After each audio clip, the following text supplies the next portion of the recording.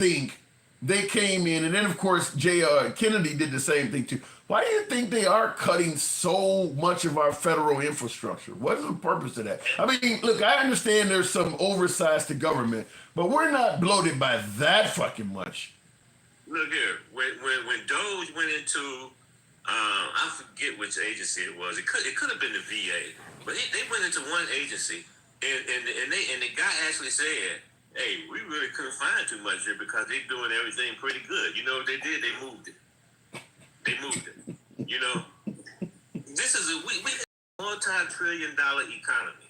The government is complicated. Your most educated workforce works for the U.S. government. Okay, that's the most educated workforce, and I know people that bust their ass every day going to work. I know people down on the border, northern border, southern border, working on the airports, all that stuff.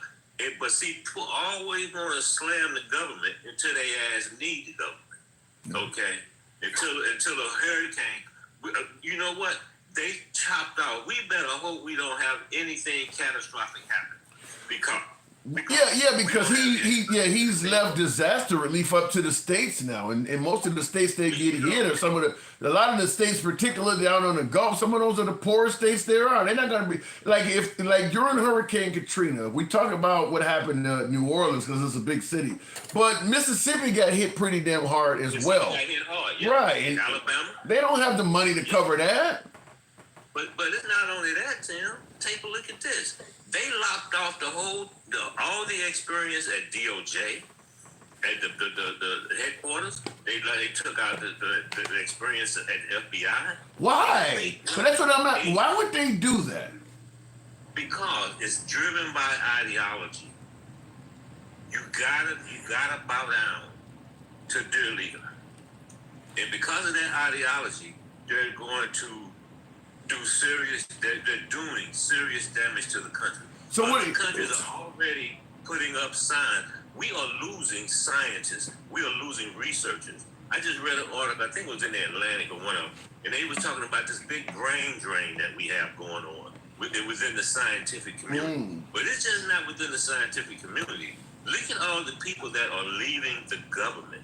Look, I was talking. Well, it's not a good job anymore. You know, one of my best friends is GS-15 at FEMA. He's getting ready to retire. Big brain drain going on. DOD, big brain drain going on. If something happens, say if something happens, you know, we don't definitely need another terrorist attack. If something happens where, what the hell is Cash Patel and Bongo Nuts going to do? Okay? Bongo Nuts, really? What are they going to, I mean, what is that? Dan Bongino, Bongo Nuts, wow. We got two podcasters running the FBI, man.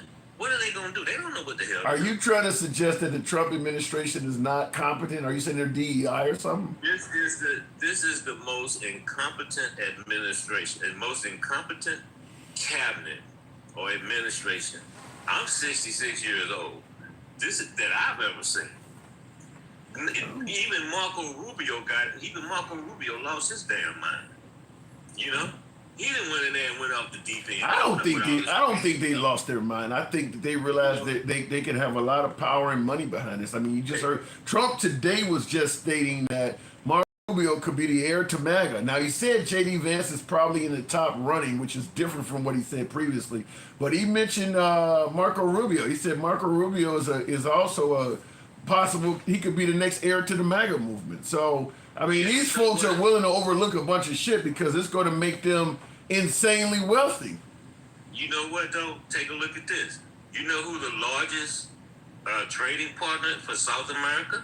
Who? China. And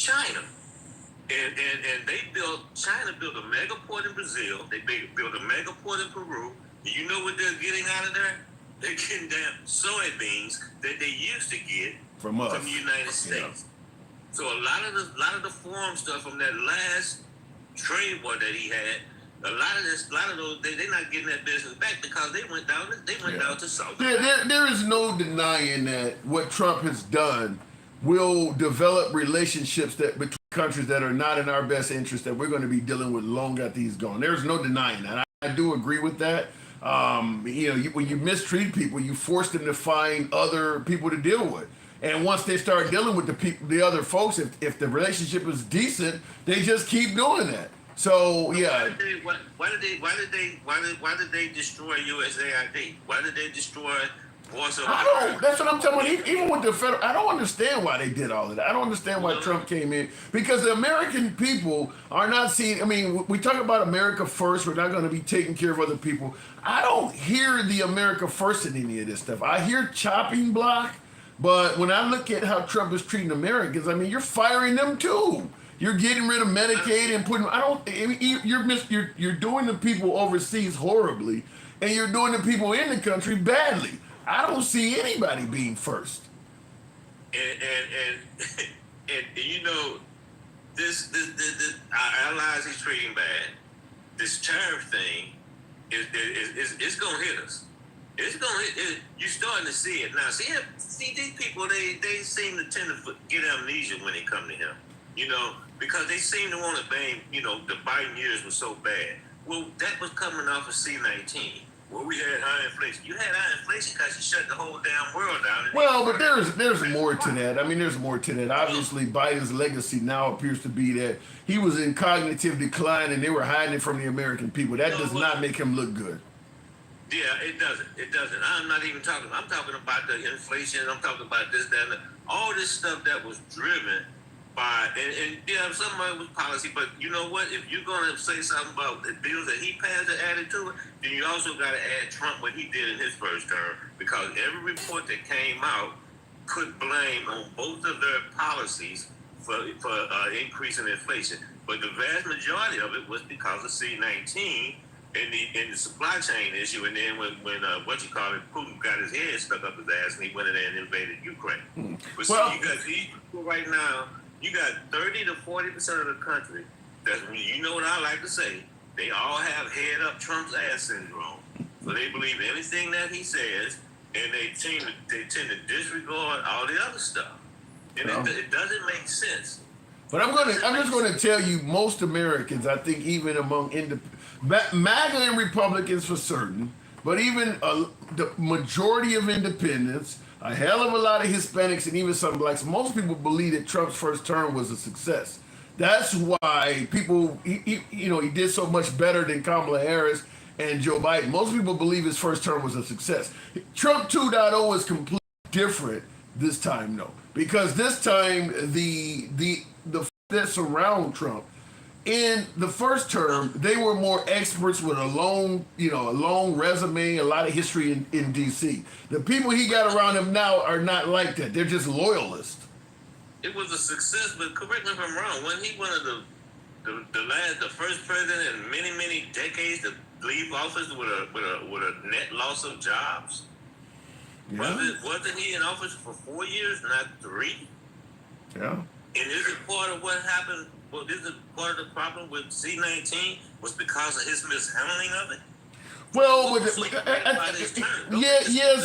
yes, but I think the belief is, particularly among MAGA Republicans and many independents, is that if C-19 had not happened, Trump's first term would have really been good. Now, it is his poor managing of C-19 that probably caused all of this, but they don't look at it that way. The belief is Trump was doing a really good job until this unknown illness hit everybody and fucked things up. But take that illness away, Trump was making, performing stellar. That's how most people believe.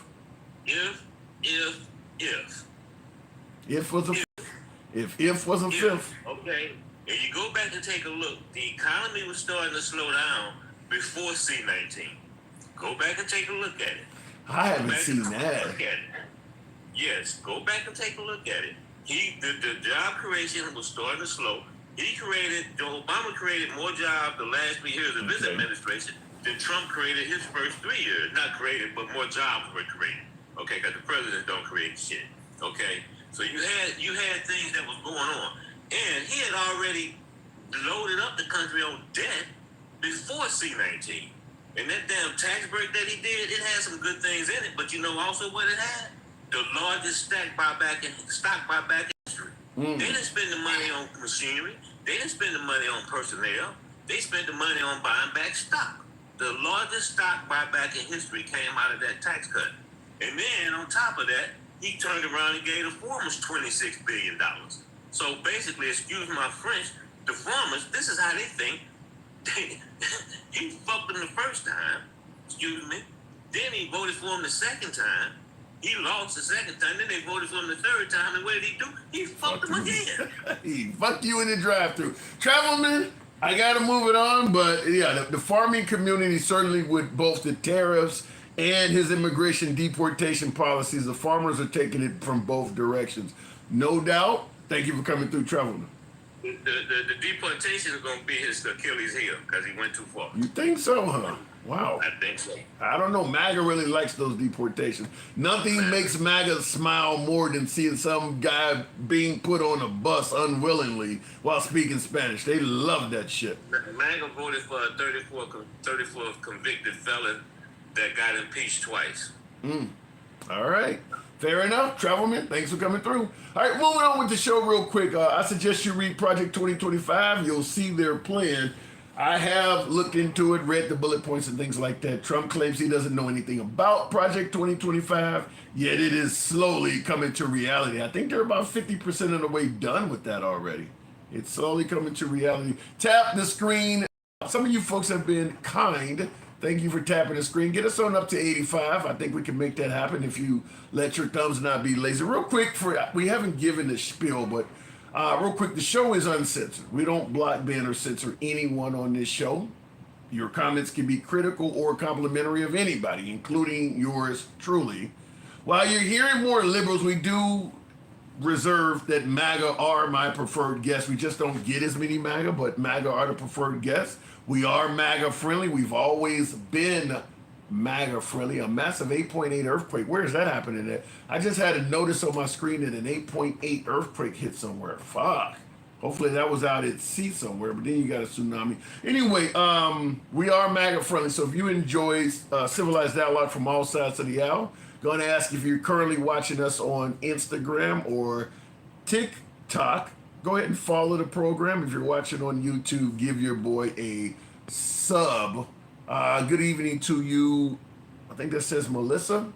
Let me go ahead and continue on. And by the way, in addition to speaking about the president, this is also an open forum. You know, different topics that you feel that may not have been covered here. If you want to ask the host about certain things, I don't mind covering topics. You can certainly get my perspective on. Even if you disagree, you can criticize it. You can let me know I'm full of shit in the comments. You know we don't censor, but things you think that may not have been covered, or if you got a opinion on how something was covered, state it in the comments. I'll see if we can respond to it. Russia and the United States are attacking each other with earthquakes. I hope they have not learned how to use earthquakes as weapons. We're all fucked if they do that. By the way, the Trump administration announced today that they're going to authorize NASA to begin working on putting a nuclear reactor on the surface of the moon. They want it done by the 2030s.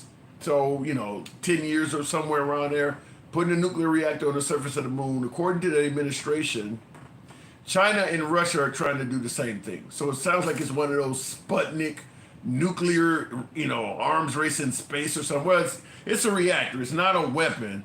But if you go into space, enriching, uranium or whatever they use for the reactor, it's going to be a matter of time before somebody in space says, fuck it, we're going to start developing weapons out here. Because if you're outside of the planet and you have nuclear weapons, you're pretty much unstoppable. I mean, you can fire that shit down pretty quick.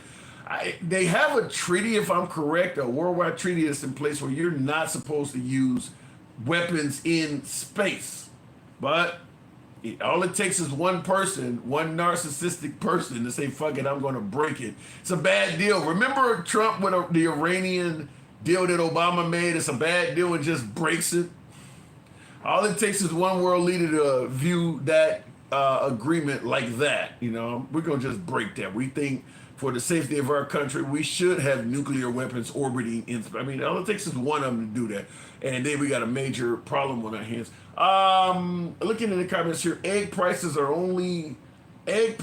are down only because egg farmers raise chicks free of bird flu. That is true. Biden never was responsible for the price of eggs. And when Trump took office, he immediately started crying out about the bird flu, which made it clear you knew you were on some bullshit when you were blaming Biden for egg prices. He knew he was lying about it. And that's kind of what he's been doing on some of this other stuff. All of a sudden, the Epstein list doesn't exist and all of this. You were totally okay with people hammering Biden over the Epstein shit and talking about the Democrats ain't releasing it. Then all of a sudden you get in office and, well, you know, it actually is sealed and there's no list. Why didn't you say that when you knew all these people were clamoring for it under Biden? Just for political expediency, I'm gonna let them think something exists that doesn't, or that I'm not, I have no intention of releasing to them. Have they released that Korean priest's daughter from ICE custody yet? Her visa is not up yet. I haven't heard about her until December. I have not heard yet. One of the reasons I said I had an issue voting for Trump is he talked about giving police immunity from prosecution. Now that has not happened, but ICE is probably the closest example to that. For the most part, if you work for immigration, border patrol, any of those forms of law enforcement, the Trump administration is going to really protect you from any sort of prosecution if you do something wrong. So for the most part, ICE damn near has immunity. They damn near have immunity because it's a federal outfit. So if they do anything wrong, it's not going to be a state charge. It's going to be a federal charge. And you got Trump and Holman backing them. So for the most part, ICE has immunity. They pretty much have immunity. Shout out from North Korea. That's not happening there. I don't believe. I got a viewer watching from North Korea. Who is the best candidate for Democratic Party in 2028? The auto pin vote for the auto pin. Well, I always say that Trump makes a lot of big statements that really don't come with proof. He suggested that Biden used the auto pin quite frequently. I don't know if he's really proven that. Trump says a lot of shit that has not been proven. Now he wants to. He's entertained reversing a lot of Biden's orders, executive orders, and things like that may have been signed auto pin, suggesting that, well, somebody else was running the country and using the auto pin and Trump was not. I don't know if you can do that though. Not to suggest that Trump won't try to do it in the Supreme Court or somebody may not back him, but he's the first president to start actually threatening to undo the presidential powers of the administration before him, not to mention lock every adversary up. All of his adversaries, whether it's Hillary Clinton, Nancy Pelosi, Joe Biden, Barack Obama. I've never seen somebody threaten to lock up so many of their adversaries. Remember he went on Hannity, and Hannity asked him, was he going to be a president all about retribution? And he said, no. That has not aged well. In the comments, Jermaine says, Tim, what do you think about your boy Trump walking on the roof of the White House saying he's building a rocket? He's not mentally stable. Did he do that? No. That didn't happen, did it? Trump was on the roof of the White House? No. He said he's building a rocket. I see Ms. Mobetta says, yes, it happened. No. I don't know. That sounds, as you just eloquently stated there, Jermaine, that sounds mentally unstable. Really? I haven't heard that. Now I'm curious to find it out. We're going to get into black fatigue again. I want to hear your opinion as to why so many people think that the black community are violent, lazy, ignorant, and irresponsible. We're going to talk about that in a minute, but I'm curious to see Trump on the roof of the White House. That's exactly what Biden did. I haven't seen any instance of Biden walking on the roof of the White House, but I haven't seen Trump do it yet either until somebody told me. Wow. I'm trying to... Jesus Christ. Did he really do some shit like that? Yeah, he did do it. Oh my God. Let me see if I can. Oh my God. Jesus Christ. I built my own online knife empire. President Trump made a surprise appearance on the roof of the White House today. Reporters below were shouting questions, asking, what was he doing up there? Well, I will show you. That's another way to spend my money for the country. The president appeared to be surveying the sites of some of his planned renovation projects. The president stepped out onto the roof of the West Wing, spending about 20 minutes walking with an architect and pointing to the grounds below. I don't think it's that bad based on what she said. You made it sound like he was just literally going off his fucking rocker, talking about building rockets and shit. But if he was up there surveying the roof for, architectural purposes, it doesn't sound that bad now that I've seen it. But wow, the way you made it sounded terrible. If you support the fool, you can't be a serious person. There's a lot of legitimate reasons to support Trump. I lean somewhat left politically, but I'm not going to pretend like there are not legitimate reasons to support Trump. I mean, as I've said before in the program, because some folks say, well, it had to be racism or oppression. No, there's a lot of legitimate reasons to support Trump that has nothing to do with racism or oppression. For instance, Trump promised some really good shit. Trump promised some really good shit. I mean, obviously, no tax on tips and stuff sounded really good to people. He stated that he could end those wars in 24 hours, just ending the deaths of so many people, ending it fast. I mean, that's a huge promise that he's going to end wars in 24 hours. He was going to bring down the price of groceries rather quickly as opposed to Biden. That's also a very big promise that is going to resonate with a lot of people. I mean, the guy made some great promises. He wasn't going to be hiding shit like the Democrats. He was going to be transparent. He's going to let us know about this Epstein stuff quickly. I mean, he made really good promises. So I can totally understand why people voted for Trump. He was going to get all of these rapists and murderers out of the country. I mean, a lot of folks believe that a lot of bad hombres was roaming around this country. A lot of people believe that some of these nations emptied their prisons and insane asylums and let all of these, I mean, he made some really good promises. So I can understand why people voted for him. He's going to put more money in my pocket. He's going to end all of these wars overseas. He's going to focus on America first.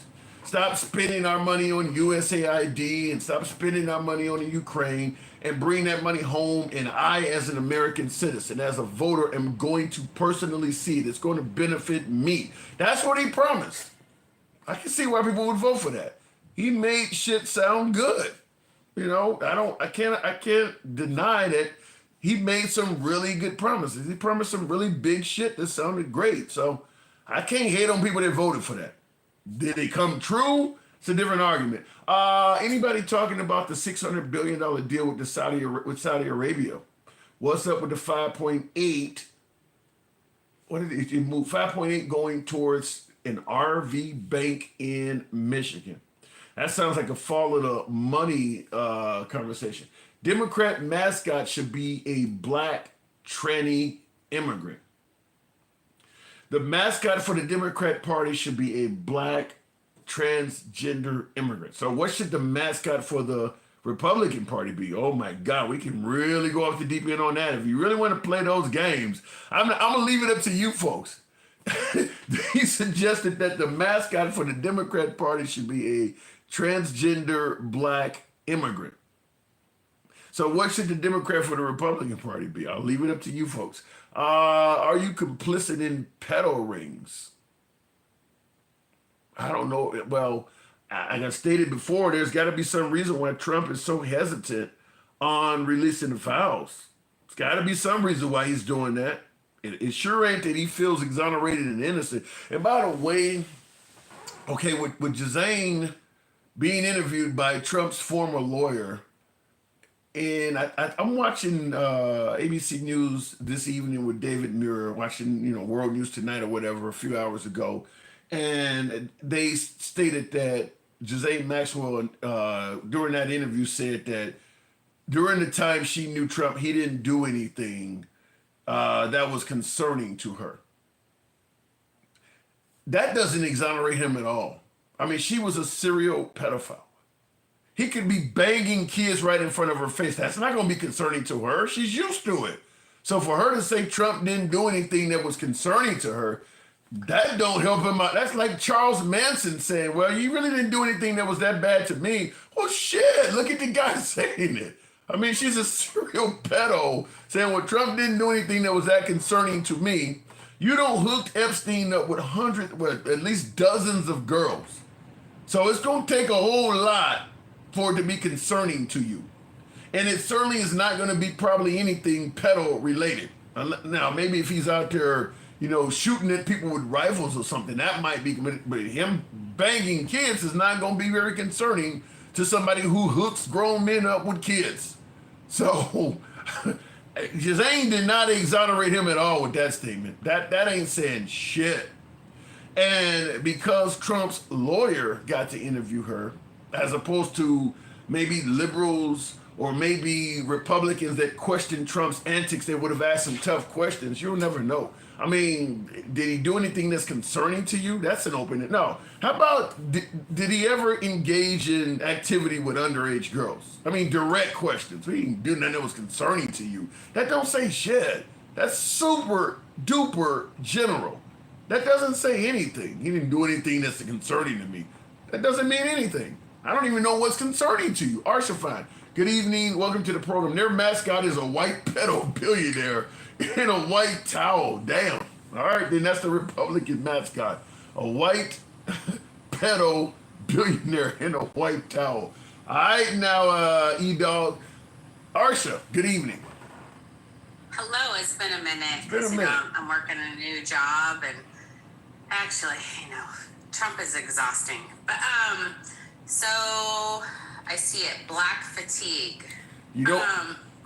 I'm asking, in regards to black fatigue, I'm asking, why is there so many people that see blacks as violent? They see blacks as lazy, not willing to work and earn a decent living. They see them as, irresponsible, running off from their children and, fatherlessness and shit like that. And they also see them as ignorant, don't speak the language properly, wearing their pants down around their ankles. I mean, a lot of folks see blacks as violent, lazy, ignorant, and irresponsible. Why do you think that is? Okay, Tim. I'm not gonna recite it right now, but what is the population of black folks in this country? Less than 20, correct? Well under 20, about 13 to 15%. Have you ever, black on black crime, it's a real thing, correct? Right. Because you normally live within your own sphere. But Right. Nobody ever says white on white crime, because that also happens. That is true. And so why are always demonizing one? Why do people why do black people always kill black people? I don't know. Why do white people always kill white people? I think at the end of the day, it's why do we kill? That's the thing. So when you were just saying about this whole thing is, I'm biracial. The world sees me, or not the world, America sees me as black. So I just, I am mostly African American. Yeah, if you're biracial in America, you're viewed as black almost always. Absolutely.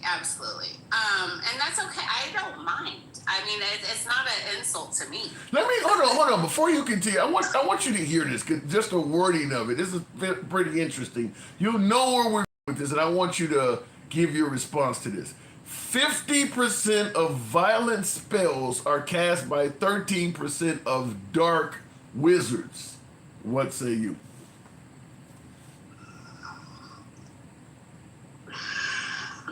I hear the sighing. I'm not even gonna respond to that, because that's some propaganda, probably by certain people in the country that want to demonize others. I mean, at the end of the day, if I look at who's unaliving people in mass numbers, the larger group is Not the sun. So the larger group is not the dark wizards. They're not dark wizards. They need sunscreen. Okay. And there's nothing wrong with sunscreen. I'm just laying out there. I mean, I wear sunscreen. So do I. Yeah, we don't want to. There's a reason why black don't crack and beige don't age, because we like lotion. And I'm sorry that the Caucasians didn't figure that out, decades ago. Anyway, yeah, see, yes, all the time, because we were taught you can't walk out in public looking gray and ashy, right? You would be shamed by your family, like, don't you take care of yourself? Anyway. Sorry, Tim, that was a major sidetrack. So, oh my gosh, I've been listening to you for a while today. Okay, okay, so I already gave my thing okay, Epstein. Why do you think there's such hesitation coming from the Trump administration about whether there's a list at all, whether this is actually a subject? Trump has said, don't, stop talking about Epstein. It's a hoax. But now he sounds like he's interviewing her. I mean, why is there such inconsistency on this? I think it's kind of one of those classic Trump moves. What do you mean? Where he's trying to rile his base because he knows that a lot of people, obviously, and it's not even his base. Human beings don't want kids to be abused. Right. I can't look at. I've never met a human being and been like, you know what? I don't care. I want. It's basic. It's a taboo or a crime, pretty much all over the world. Doesn't mean it's caught and done the right way. I would say maybe he never thought that it would be that important to his base. But let me ask it to you this way. Because a lot of folks are making all sorts of references to President Trump now that he's being hesitant on this stuff and talking about, stop talking about Epstein. Do you believe there's any chance at all that President Trump himself engaged in sexual activities with an underage person? Absolutely. So you believe he actually is a pedophile? Without hesitation. Wow. And because he's said it in nuance throughout the 80s. And for all the human beings that believe that Trump wasn't in the media until he ran for president. Who the hell believes that? Everybody knew Trump from Home Alone on back. He was on Barbara Walters. Right. He was on this. He was on that. He was on, who's the dude that likes, he's like reformed, you're talking about Howard Stern. Howard Stern. Yeah, Howard Stern. He's been on all of it. Not denying he's a playboy and he likes them young. Like, why all of a sudden it's been there? But what would make you think he's actually engaged in sexual relations with a minor? One, I am a female, gender born. I'm a cis female. Anyway, there never ever in my entire lifetime of me dating older men has the older man asked me my age. Okay. So what's the point? And that's all I gotta say. But I mean... and I was a minor. Yeah, but we're not talking about a 25, 30-year-old Trump. We're talking more like a 45 to 60-year-old Trump. Again, I honestly believe it's a don't ask, don't tell from 1992 from Bill Clinton. If I don't know you're a minor, I'm not committing a crime. So I'm not going to ask. You can't tell that this person is pretty fucking young? Tim. I mean, hold on. Tim, come listen. You and I were both born within the same decade. We are also ethnic. Our ethnic groups and some women develop earlier. Okay? Yeah. Please don't don't try to pretend you're ignorant. No, hold on. No. Let me interrupt. Now, you are right. A lot of people go through puberty. 13, 14-year-olds, they got D cups and shit. I was a size C, and I was 8 years old. That's not normal. Damn, bless your heart. No, I get all of that. And you know what, Tim? It sucks. Because boys didn't know what to do with me. Well, they just immediately thought I was, anyway, whatever. Okay. But I hope you understand what I'm saying. Is like, Let me get in here. Hold on. Here's the point, though.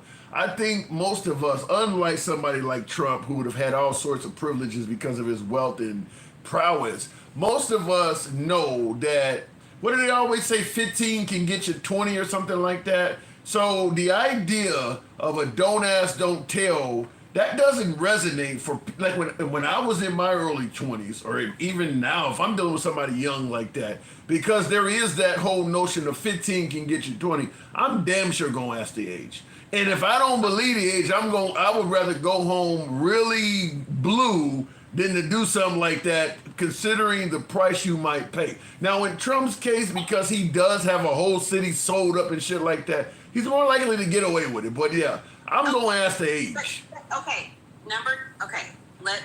Tim, that's you. And we're gonna just say in consensus, without a reasonable doubt, you're not a pervert. And you don't want to date underage girls. True. And get away with it. That is the difference between law-abiding, morally competent males or females, right? Because it can go both ways. Mm-hmm. Of what is taboo and right and wrong and what's considered abuse. Like you and I, like we're not that kind of folk.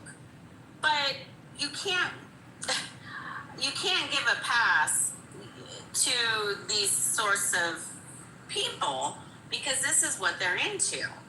Well, but in defense of Trump, there's no evidence that Trump is into this. There's no evidence to that. But I'm not saying there's evidence. You said these folks. But I'm saying, just like my father said, birds of a feather flock together. And I'm not saying if you just went on an airplane ride with him that you are a monster. I'm not saying if you just visited him on his island that you specifically partake in any, pervy things. But I'm saying if you did it, and let's just say if I have to count it on 10 fingers, 10 fingers, 8 fingers, 2 thumbs, you might have had a relationship and a reason to keep going back. Because it's not just like, oh wow, he serves great iced tea and coffee. Let's be clear. But you believe Trump engaged in this stuff, huh? Possibly.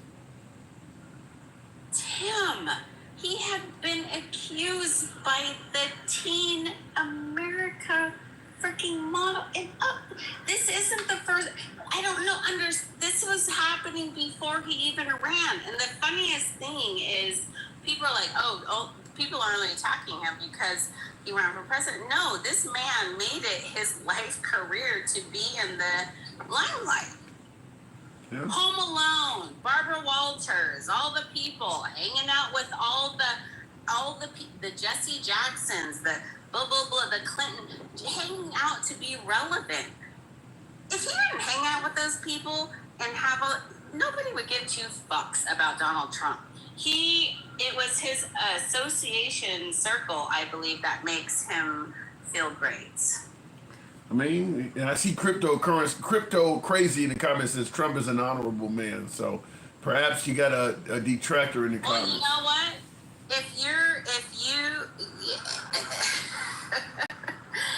Oh man, there are a lot of honorable men in this world, and I will give $100 because I am not rich that Tim the handsome liberal, is 30 times more honorable Wow. than our current president of the United States. I don't know what Listen, Tim. I'm not saying you're a perfect man, perfect husband, perfect father. You're probably just a genuine old-fashioned Gen X black man from Illinois that has been divorced with some people that he loves and doing his best life. But you're probably not intentionally going out into the world causing harm or lies. Fair enough. Well, the thing about it is, if you can get away with shit, that invites you maybe to try more stuff. And Trump is in a unique position that most of the people are not. And that's, you know, and that's upbringing. And I blame Trump's parents. And I'm glad that I'm not like Donald Trump, because I had parents, I had consequences, I was taught a little bit of something. Am I perfect? Hell no, I broke so many rules, and I am defiant, and that's why I spent most of my life grounded as a teenager. But that being said, to that one person that said Trump is an honorable man, what does that mean to you? What does honorable mean to you? Write that down on paper. Give me 5 characteristics of honor. And if you don't find yourself having those same characteristics, it's ridiculous to me. I don't understand how, you know, adjectives and verbs. They like what the man has to say. I do got to move it on, Arsha, but they like what the man has to say. Yes, Tim. Okay, so bottom line, I know there was something totally different on the page before I went. Black fatigue. Real quick, I'll give you the chance to wrap it up.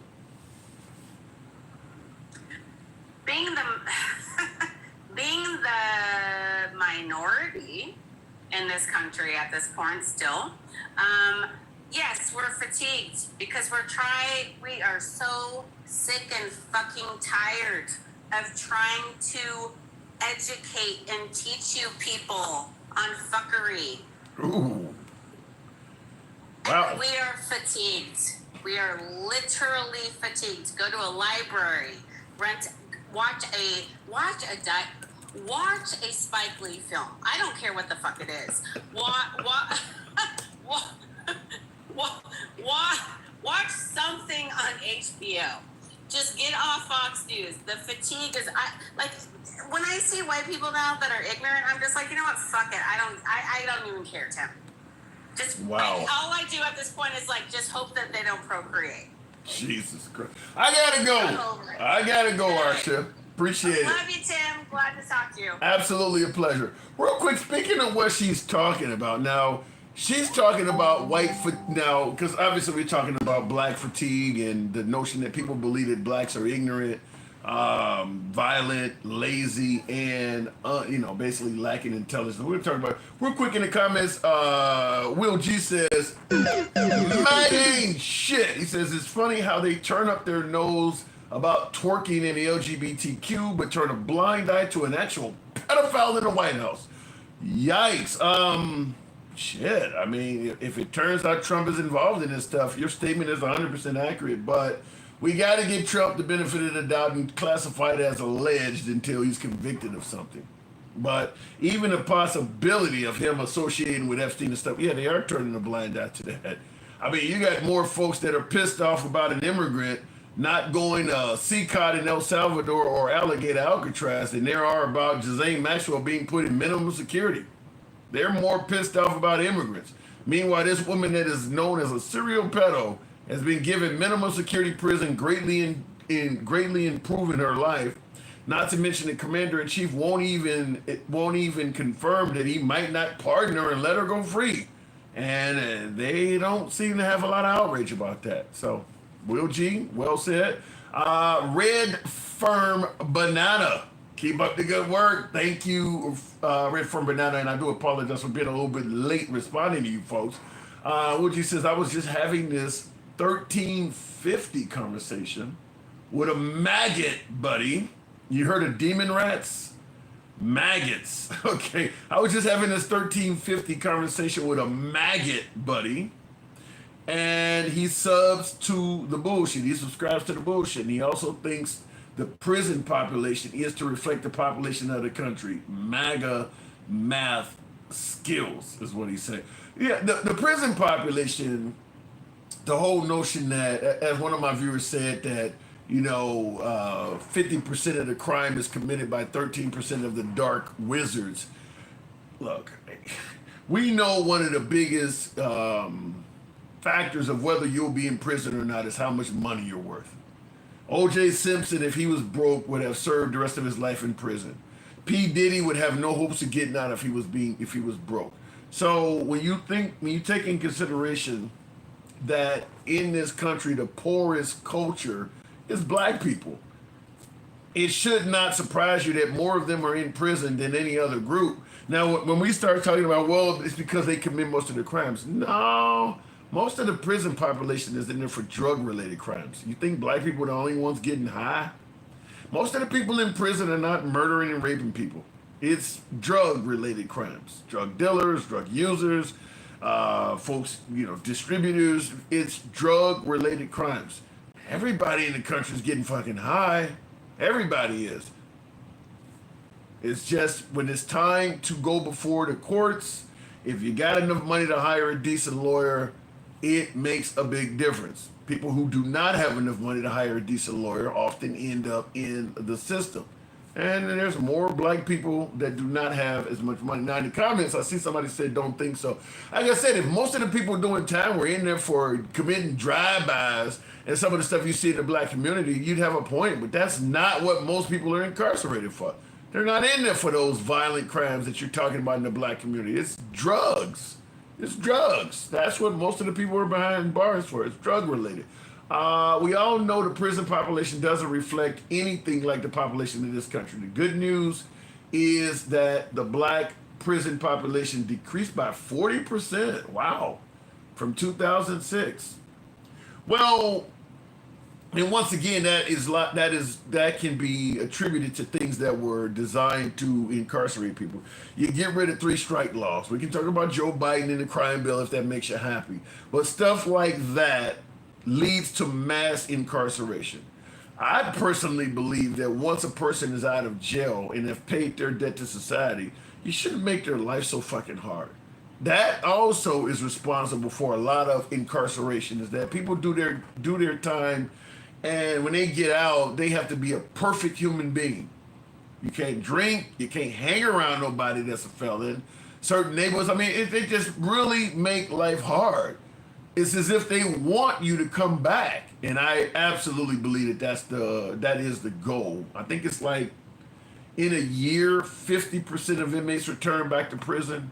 Within 5 years, 70% return back. Recidivism in this country is terrible.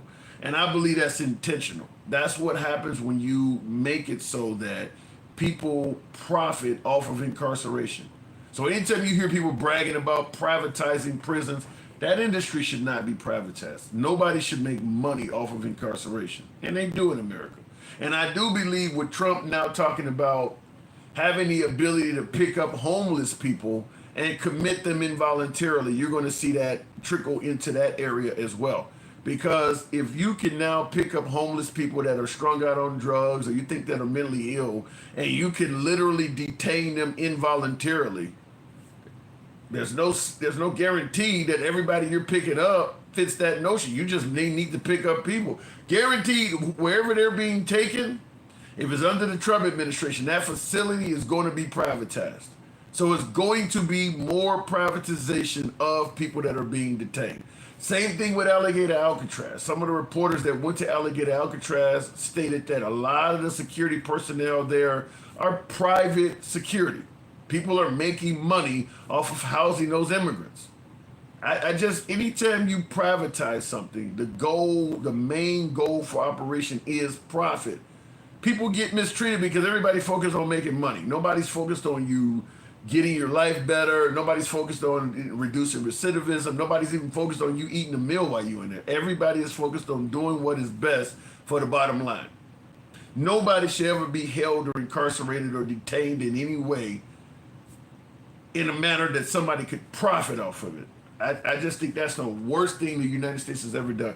If you're only focused on profit, you're not going to rehab, village people in society. And yeah, I mean, that's what we're saying. Yeah, if you're focused only on profit, that's what you're going to focus on. You don't want recidivism. I don't want you to get out of prison and straighten your life out and never come back. I want you back because I get all sorts of subsidies based on how many of these beds I fill, how crowded my cells are. I want you to come back. So I'm going to lobby the politicians to make it easier for you to come back. I want everything to be a fucking felony. I want sentences to be longer so people stay in here longer. I want when you get out, it's to get your life straight so you're more likely to come back in. And that should surprise no one why so many people in this country are incarcerated compared to other countries, percentage and per capita wise. There are more people incarcerated in America than most other countries on earth, percentage-wise and in sheer numbers, because people are making money off of it. We all know the prison population. Oh, I saw that 40%, huh, Will? I did not know that. That's a big drop, but like I said, it's probably correcting some of the ills of the past. Like you could get a heavier sentence for possessing crack than actual pure cocaine, when the only illegal substance in crack is cocaine. So how the hell does somebody who has a crack rock, which may only be 10 to 20% of an illegal substance, but the dude with a whole bag of schmack, which is 100% illegal, gets less time? And you wonder why there's so many of these people in there and not those people. Going back to the box, Tim, that's a lot of weird people out there. Yeah, Chris, guess he just backs Trump on the pedo accusations. I just don't see how it can be liberal and argue for him on that one. I don't see how anybody should be arguing for him on that one. Child rape kills more. Trump rapes little girls that then committed suicide. Shouldn't Trump be tried for murder of those little girls? You got to prove all of that shit. You're saying that Trump took the sexual innocence of little girls and then they took their own lives? Where's the evidence for any of this? I haven't heard any proof of any of that. That's a bit slanderous. Michael Thomas, good evening. Welcome to the program, Mike. Before you speak, Mike, hold on a second, Mike, before you come up. I brought up a clip. Hang on a second, Mike. I brought up this clip because I had this online. Now, this is to predominantly my African-American audience.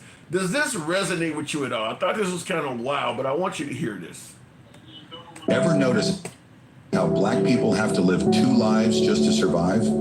At work, at school, even at the grocery store. One, we become actors in they call it code switching. It's when you change how you talk, walk, or even just to make white spaces comfortable. Your home voice, what's up, you good?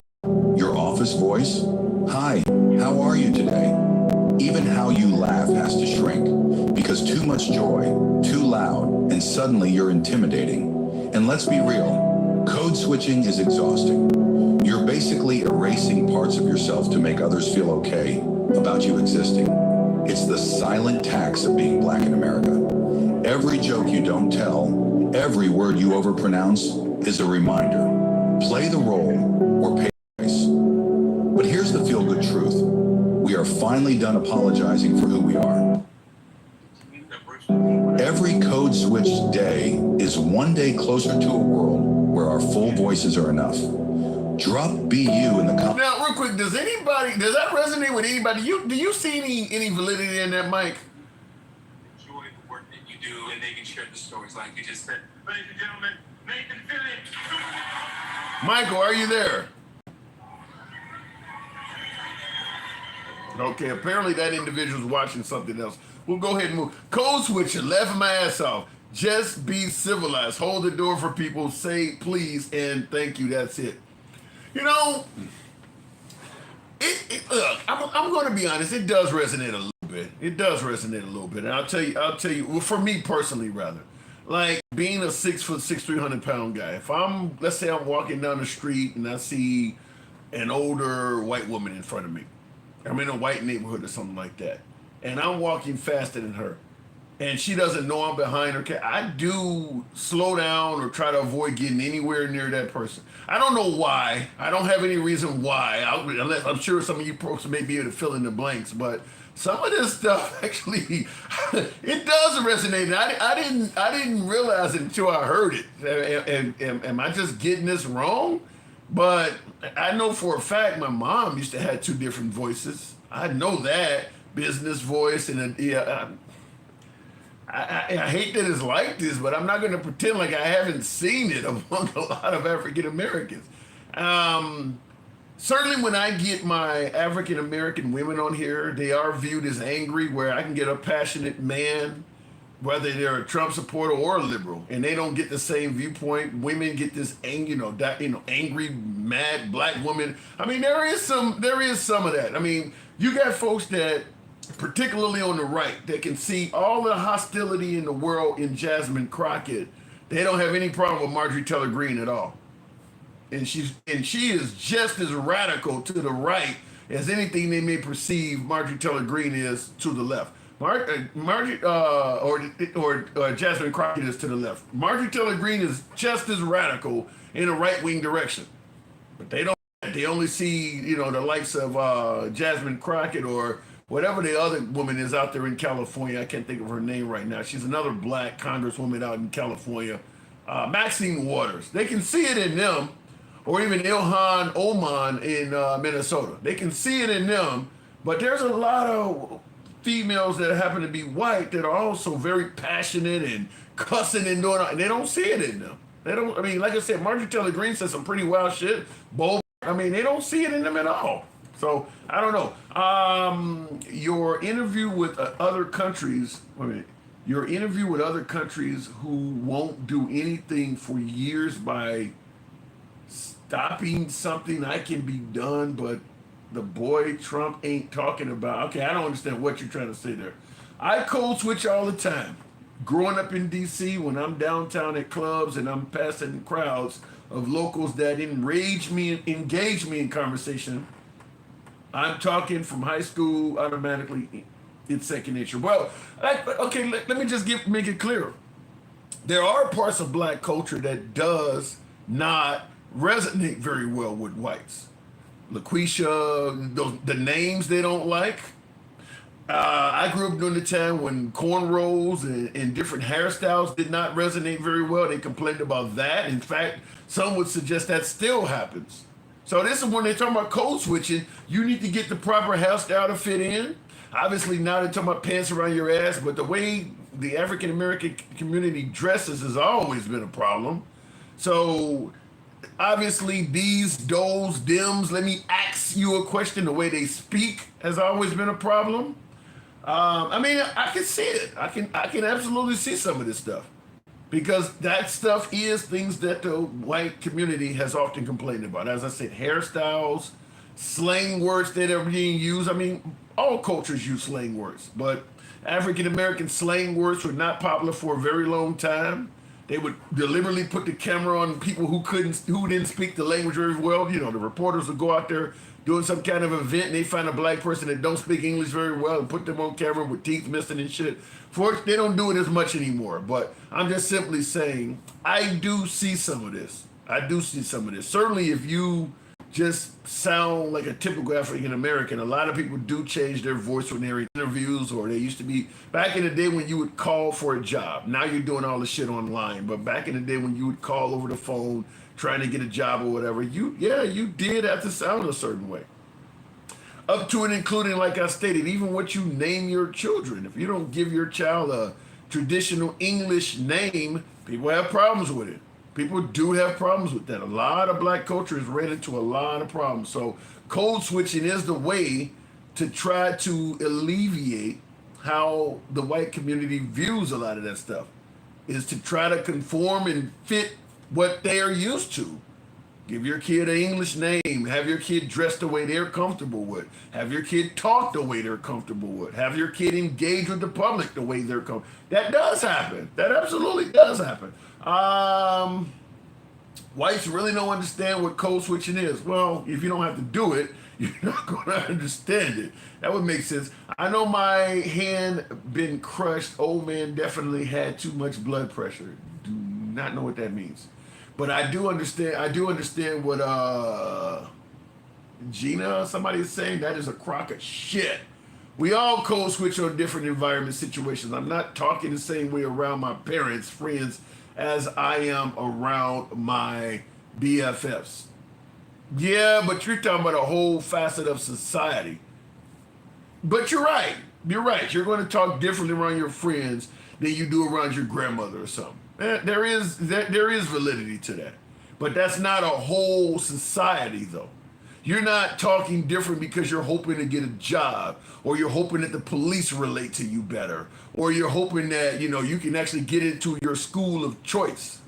It's not, if you talk, because you're saying that you do it in different environments, different situations, in most cases, it's not going to have a major effect on you the way it would the black community. You can lose whole fucking jobs and shit like that as a black person on the phone sounding like a black person. Or having your resume, if it's got an Afrocentric sounding name, a lot of employers will toss your shit out. LaQuisha Jenkins is not going to go as far as Kelly Schmidt. There's whole parts of that. There is validity to that. LGBTQ people. Oh, this is funny. Oh my God, who said that? Rebecca says LGBTQ people do code switch too. I can't argue. I don't know why. Look, being gay is being gay. But I don't know why a lot of gay males just lighten their voices up. I do not know why that comes along with it. All of them don't do it, by the way. All of them don't do it. It's the feminine gay males, the ones they call flaming, that have I don't know why they do that, but I guess that would definitely be some version of code switching. Continuing on, tap the screen, get us on up over 100,000. We're pretty damn close. I appreciate you folks that have been showing the program some love. Tap the screen, get the lights on up over the hump. We're just about there. Anyway, looking in the comments. And by the way, if you enjoy just straight up civilized dialogue from all sides of the aisle without any concern of a host trying to block, ban, or censor you, or even dictate what you should say. We don't do any of that here. And we also maintain a MAGA-friendly posture. Always have been that way, always will be. If you enjoy this type of programming, feel free to follow the program if you happen to be watching on Instagram or TikTok. And if you're watching on YouTube, give your boy a sub. We're generally here most weekdays. When an entire race of whites stole your culture and freedom, all your inventions and medications from blacks in slavery, Damn. Now that you put it that way. You misunderstand. One, there are more gay people than what? There are more gay people than males. Women who are not male oriented have to come switch. I don't know what you're saying there either. I don't know. Thank you for providing an open platform for all of us, Tim. Appreciate that, Jen. Anytime. You don't have to agree with anybody here. If you think the host is a piece of shit, you can state that. But add some meat to it so I can have something to discuss about it. Well, look, this is, this is well known since the 1940s. It's no big deal. Chris, I bet it goes back well before that. Probably goes back well before that. Keep in mind the way, during the slave trade, the way you were brought over, you couldn't use your own language. It started immediately. You ever see the old miniseries Roots, where they took his Kunta Kinte name and made him call himself Toby? It started immediately. Your language was gone, your religion was gone, your name was gone. In fact, that's where a lot of them LaQuisha and Boomquisha names came from, is that once blacks gained a little bit of freedom, they started separating themselves from a lot of perceived oppressive ways of white people. I want to be able to name my kids what I want without having to conform to, traditional English standards. In the late 70s, early 80s, when you started having all those Afrocentric names came out, for some of you Gen X folks that are African American, you probably remember wearing medallions, the Back to Africa medallions. You would see them in Public Enemy videos and shit like that, and De La Soul and some of the 80s groups. We all had those. There was a huge push once blacks started getting some freedom to separate from some traditional white culture. Actually, code switch had been around since the 1920s in many films, not race related. Well, when it comes to blacks, my guess is code switching has been around immediately. Like the minute you got off the ships in this country and the slave owner made it clear that I'm your boss and you're going to, I mean, it started from then. Immediately, you started acting different around your captors than you did around your own people. So when he went in the house at night and you guys were out in the field, you went back to what you normally were used to. When he came out there, you switched. You got a submissive posture. You didn't talk shit. You probably talked less. I mean, code switching started immediately. It didn't start in the 1920s. That shit started immediately. And you had to, or you got beaten or potentially killed. You had to. Masculine have to code switch to be safe in mainstream America. Gay people are not just men. Wait a minute. LGBT, so I guess you're talking about lesbians who are not masculine have to code switch to be safe in mainstream America. I don't know how. What do you mean by that?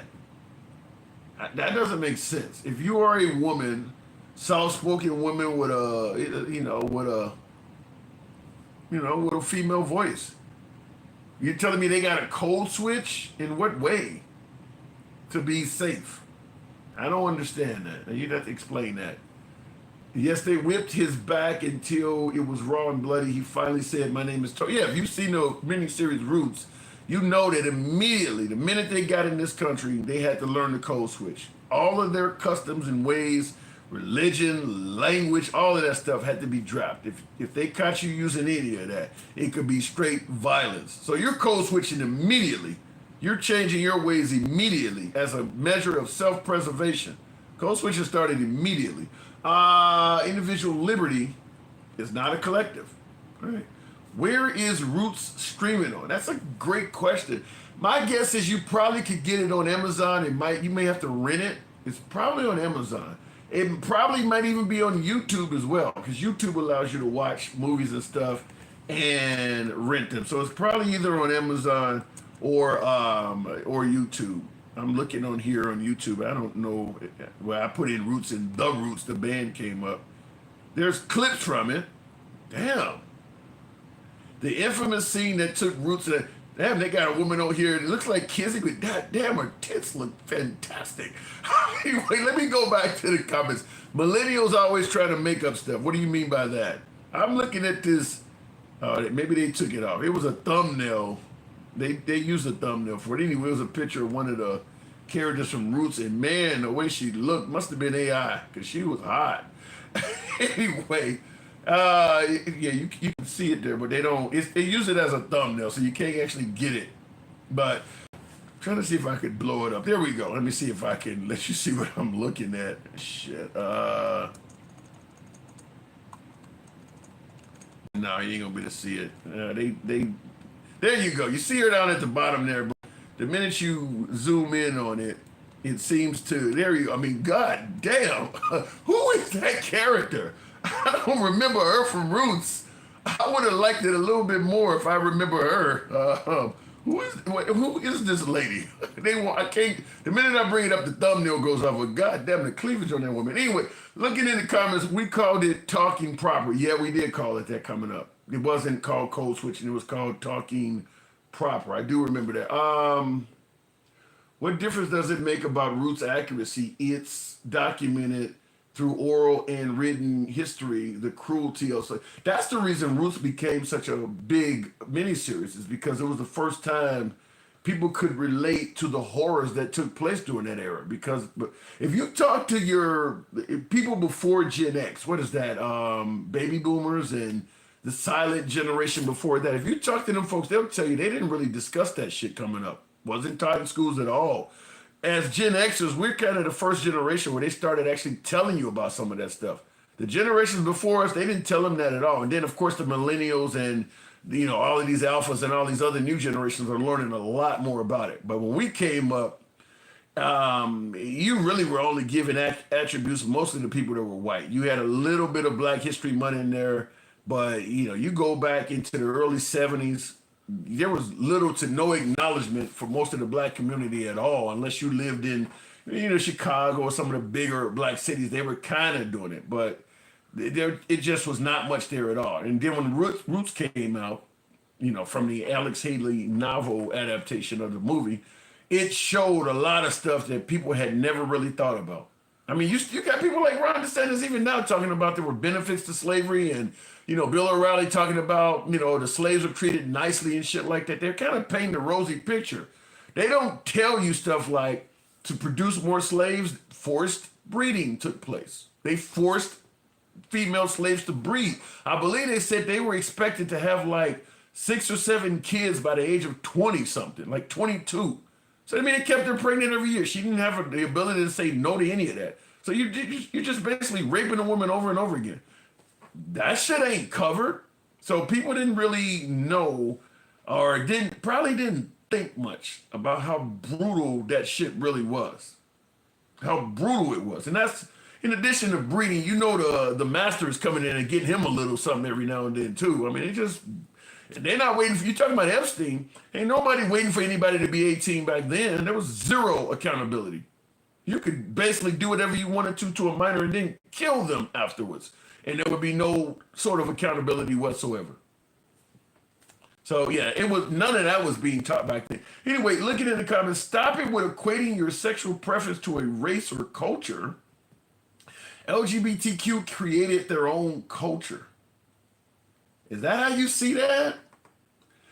I'm under listen, well, I guess when you start throwing in all of the letters there, but I'm under the impression you can be born lesbian or gay. I don't think it's something you create.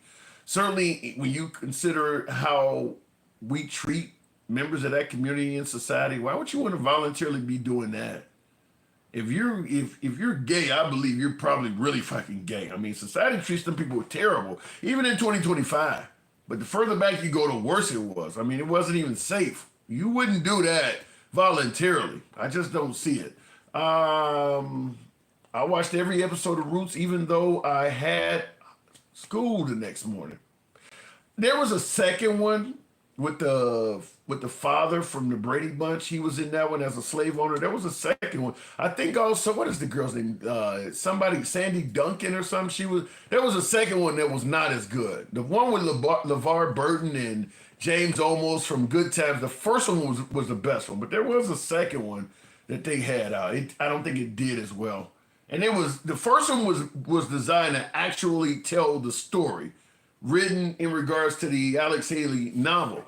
The second one was just cashing in on the fact that the first one was such a phenomenon. So now you're just making a part 2 to make money. The second one didn't do as well. I'm stoned and eating vanilla ice cream with sprinkles. Well, marijuana is her name. The name of this individual is Marijuana Witch. Okay. All right. Make sure I didn't miss any. Jesus, stoned and eating ice cream. Shout out to you. Enjoy the ice cream, man. Real quick in the comments, XRP, the next Bitcoin. Crypto crazy. I don't know. Do any of you folks dibble in that in crypto? I don't dibble in it as much. I thought about getting into it when Trump and Melania started purchasing coins because they're going to tailor our government so that their shit makes money. I haven't gotten in it. Does any of you folks dibble and dabble in crypto? Because there has to be ways of making money just following in Trump's footsteps. He's just literally dripping fucking money, and he's changing all the laws so that he just continues to make more. So I thought about it when he got into it. I'm like, I'll get into it just to buy some of his shit. But then again, I hear it didn't do well. So I don't know. No, it's a gamble, says Chris. So it's not really an investment. It's more of a gamble. It's not like purchasing gold or property where you're guaranteed for it to accrue value over time. More like a gamble, huh? That's what he wants you to think. Harsha? Okay, fair enough. 60% of Trump's net worth is now tied to his crypto. 60%? Really? And I see right after your comment, somebody said it's a scam. All the killing is coming from the gang culture. Black people wasn't killing themselves like that. That's a good point too. And they weren't killing them. That's a good point. I don't know why so many people consider the black community to be violent. When you really think of the history of this country, most of the violence in this country was not coming from the black community. Most of the history of this country, blacks were in a state of submission. So they were not the violent culture in this country. It's just in recent times, probably from the crack.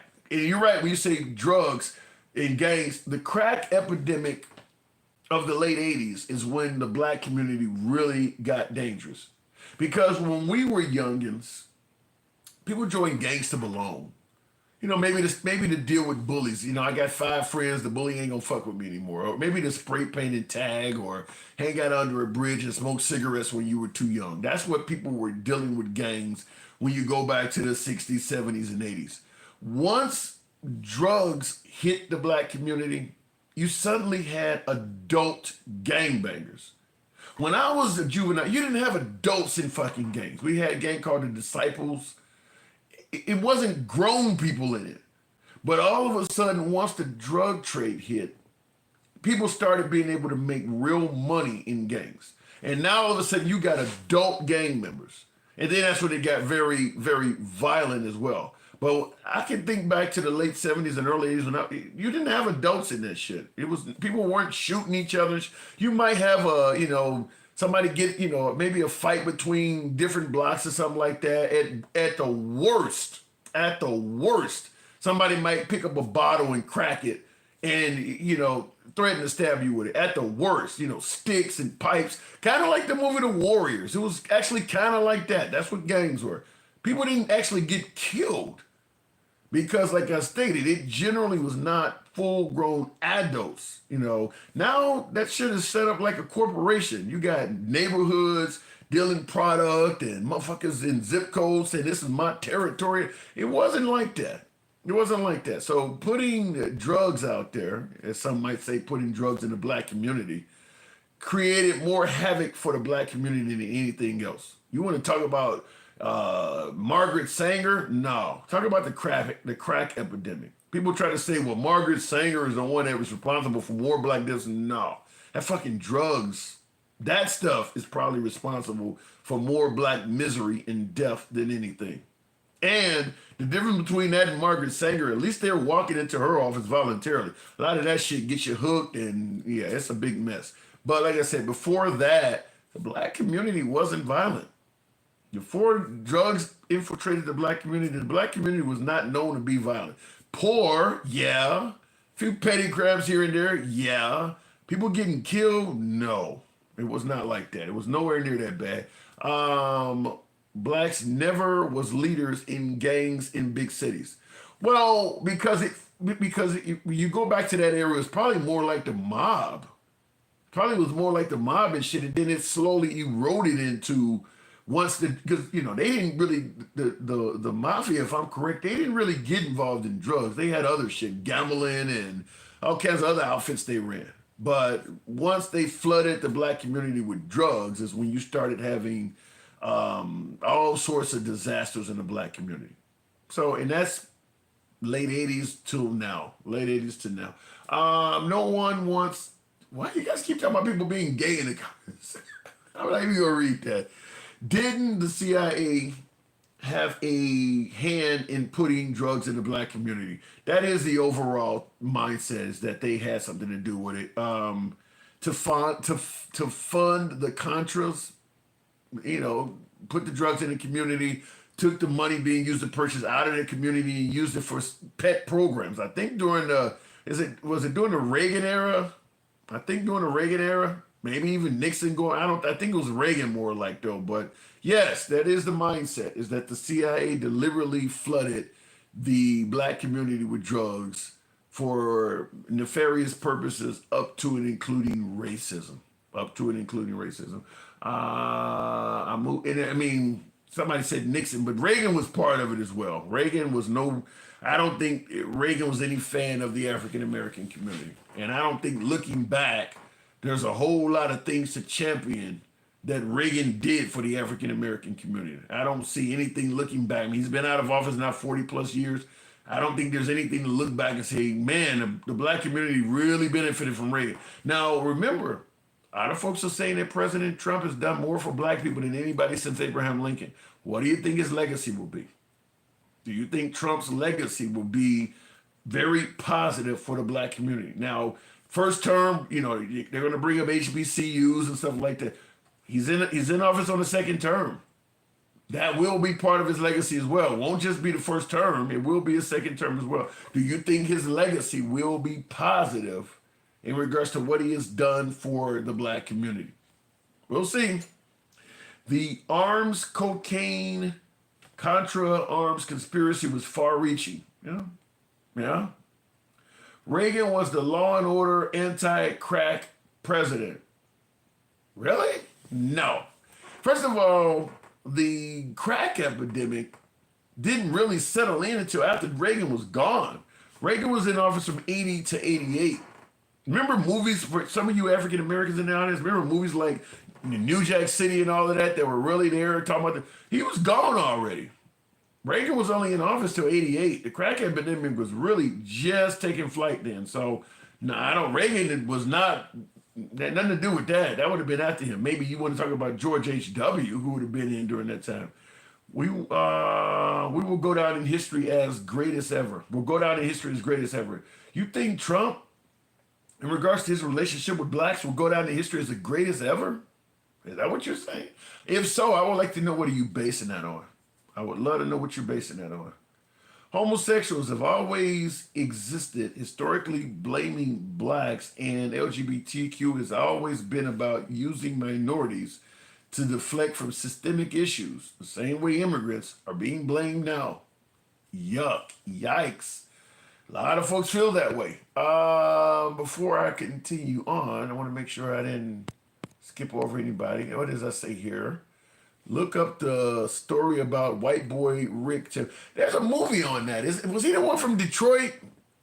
White boy Rick, he got out, didn't he? I think there's a movie about white boy Rick, if that's what I think you're talking about. He was a young cat out of Detroit. I think I know what you're talking about. The movie Blow, that's the one with, what is the guy from 21 Jump Street? The French guy? The one that just had a really big case in the news recently because his girlfriend and him got into it. What is that guy's? Johnny Depp. He's the one in Blow I think you're talking about. I have seen it. What did any other president do? I think if Trump doesn't do anything else, he has done seemingly more for black community. If I'm wrong, please correct me. Yeah, based on right now, Trump's been in office for 4 years, 7 months. He served as president for 4 years, 7 months. There's no way in hell Trump should qualify as being at the top of anything. You're gonna keep in mind, Lincoln freed the slaves. Lyndon B. Johnson gave black civil rights. Trump ain't done nothing that comes remotely fucking close to that. Remotely close to that. So, I mean, even when you look at Obama, who many suggest didn't do much for blacks at all, universal health care alone benefited a whole. What has Trump done to put him in that category? What has Trump really did that benefited a whole lot of blacks to that level? I don't, unless something really significant comes down the pipe, Trump doesn't come close to being able to say he did more for blacks than anybody else. Not even close. I don't think hardly any blacks are walking around saying that. And I'm talking about even black MAGA ain't saying nothing like that. I would love to know what he did. If we got to go that far back, come on. If you're going to say you've done more for blacks than any president, then that's all of them. Of course we're going to go far back. You said you did more for all of them. I would tell you, even in more recent time, though, look at Trump when he's on TV with his cabinet. When you're looking at Kristi Noem and you look at his cabinet's all white. Do we exclude all of the African Americans that Biden and Obama appointed to high office? You exclude all of that? What has Trump done to beat all? They both appointed back. Well, Obama appointed Sotomayor, so she's Hispanic, but Biden appointed Ketanji Brown. Biden is responsible for the first female black president. Biden is basically responsible for, at least partially, for the first black president as well, because he ran with Obama, then he won and put in Kamala Harris. Now, if you don't agree with their politics, that's a whole different conversation. I get it. A hell of a lot of you don't think Biden or Kamala Harris or Obama even done shit for the country. We can debate that in another section. But we're just talking about doing things for the black community. When you think of all the appointments that Biden has made that are people of color, he fought for the George Floyd Act, which the Republicans shot down. He fought to give student loan forgiveness, which would have helped a ridiculous amount of blacks. What has Trump done to put him in that conversation? And I'm willing to entertain it if he did something. Shit, correct me. I'll admit if you're right, but I don't see what's out there. I mean, Trump lets you know when he's done good shit. What has Trump said he's done for black people? What is he really bragging about he's done? There's plenty of black MAGA out there. What are black MAGA bragging about that Trump has done for the black community? Now, in the comments, what does it say? Cue ball or something says George Floyd was the worst advocate for anything. Agree that almost what would amount to as a habitual felon. I don't disagree that he does not make a good spokesperson, but nevertheless, what they were fighting for is necessary. Okay, don't name it the George Floyd bill, name it something else.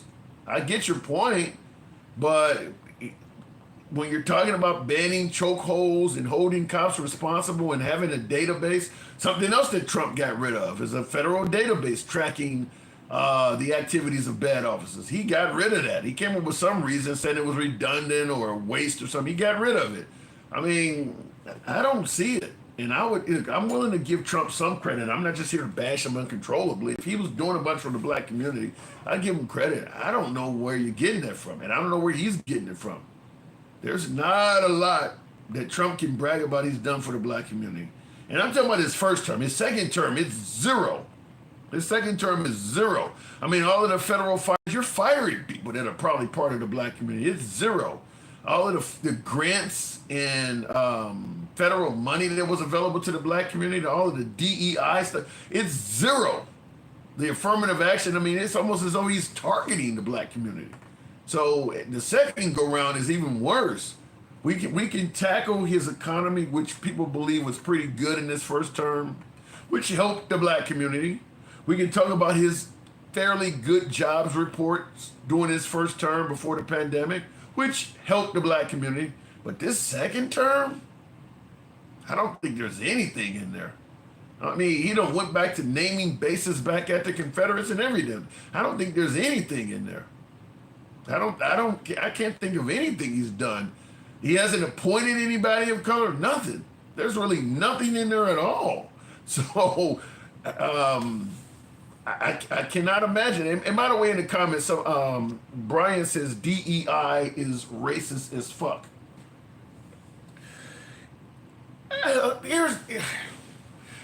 It's difficult to go into this because DEI, in my humble opinion, is the American way. DEI has been the American way since we have been a nation. What do I mean by that? You've known for most of America's history that the next mayor, the next police chief, the next governor, the next fire chief, the next judge, you knew the next person was going to be white. You knew the next general in the military was going to be a white person, a white male. Didn't matter if some black guy died on the field and saved a whole platoon or came close to dying on the field. He wasn't going to get promoted to general. You knew that already. The point I make, DEI, we were founded on that. It just benefited white males. The minute it started being used to benefit other people, it became problematic. And guess who was the predominant complainer? White males. Understandably. If you are getting first digs on all of this shit, and all of a sudden they start going with DEI and equality, you're going to be the one that's hit the hardest by that. Because you used to get everything without anybody else even being considered. The overall, the primary complainant of DEI is white males. And like I said, I totally understand because they're the ones that are being hurt the most by it. Because they knew they were going to get the overwhelming majority of positions without anybody else having any opportunity. It doesn't matter where I went to school, doesn't matter what my merit was or how well I performed on the job. If I wanted to be the next fire chief or police chief and a white guy with the same merit wanted the job, he was going to get it damn near 100% of the time. all things equal, I was going to lose 100% of the time. And that's assuming, that is assuming that I would even be allowed to apply and interview for the position at all. That's DEI. That's exactly what they're complaining about now. You're getting a job without the merit. You're getting a job based on skin color, sexual preference, gender. They were getting a job based on being a white male. That's it, period. Go to any of your city halls and look at all of the fucking pictures on the wall of all the past judges, past mayors of that town. You'll notice one thing in common. They're all white. They're all white. Most cities throughout America, they're like that. Doesn't matter what the population of the town is. They're all white. That's DEI. That's DEI. It's the same thing you're complaining about now. It didn't become racist as fuck until it started benefiting other people. Even though we got 200 plus years of history where it was being done to help white people, and everybody was fine with it. Okay. Looking in the comments, because white people, somebody said because white people are the best. It ain't hard to be the best when you're not giving anybody else a chance. It ain't hard to be the best. I'm just going to stand up here and keep swinging at pitches until I hit a home run, and then I'm going to brag about my hitting record. Meanwhile, all the other people are sitting in the dugout like, why can't I swing at a pitch? Yeah, of course you're the best. You got the best hitting record out of everybody. You're the only guy in bat. Makes sense to me. Yeah, you are the best. Nobody else was given a chance. Just game the system. Say, well, I'm the best at it. Yeah, okay. Makes sense. The way you're talking about Trump, you would think he's already out of office. No. Why would you say that? Why would I say that? No, he still has 3.5 years almost to go. But the notion was he's done more for blacks than anybody else. And I stated that out of his first 4 years and 7 months, he's been in office about 4 years and 7 months so far. He hasn't done anything that would put him in the high rankings with Kennedy, Lyndon Johnson, FDR, Abraham Lincoln. I don't think in terms of, at least for the black community, he would be in the ranks with Biden, Obama, Bill Clinton. All of them have done more for the black community than Trump. All of them have.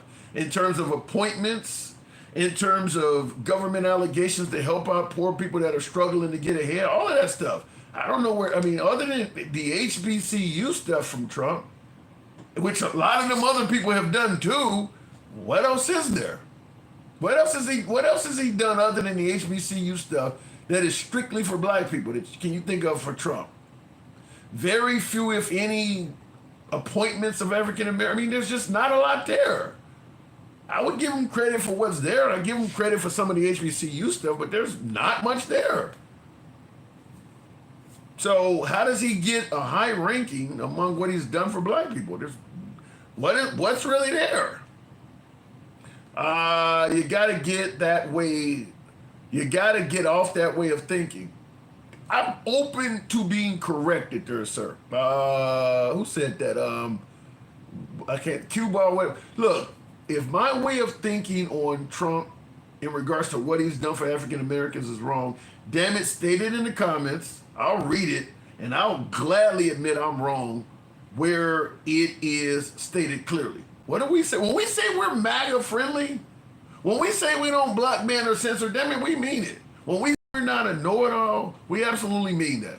I don't have the answer to every fucking thing. I'm analyzing it based on how it's presented. If I get it wrong and you point it out, I'll concede the point any day.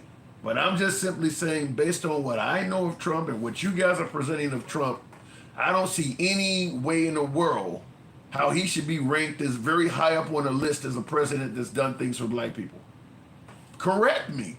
Damn it, show me what you got. I'll read it out. And if I got to concede a point, I'll do it. I don't know anything that's there. Like I said, this time he's came in, he's kind of been anti-African American. And we haven't even gotten to the point because of some liberal judges blocking him from revoking TPS status from Haitian migrants. Once he starts going after the Haitian migrants, because he removed temporary protected status from the Haitian migrants in July, I think it was. And he gave them till September 2nd to either self-deport or just like everybody else become a fugitive immigrant.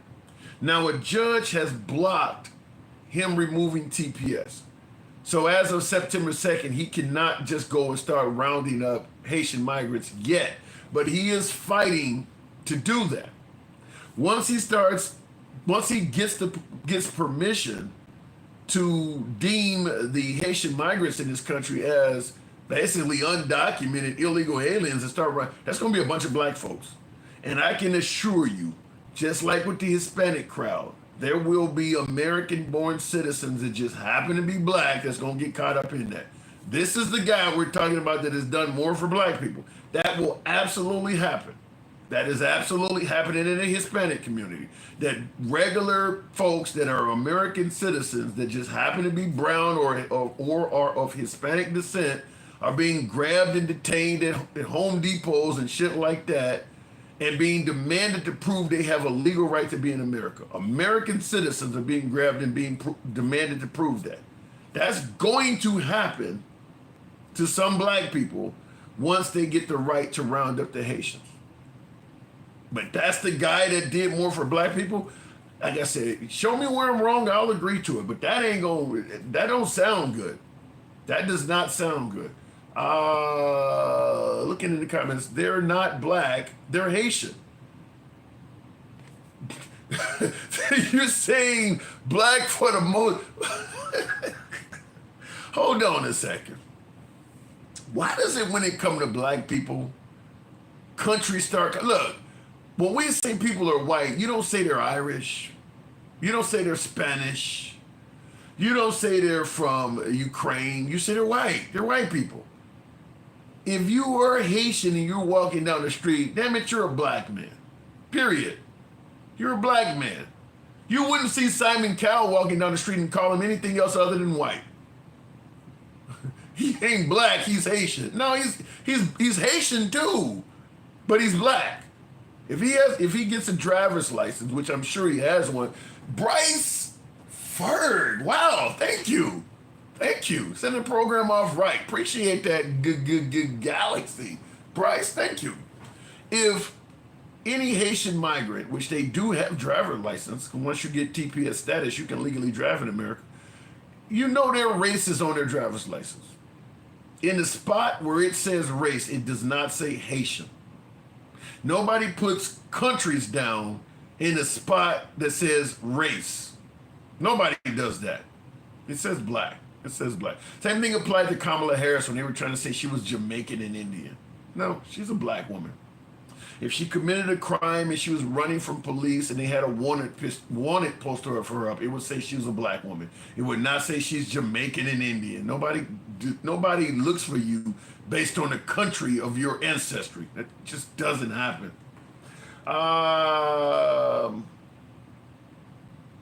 Trump released many nonviolent offenders from jail, which overwhelmingly helps black people who were arrested for non-violent offenses.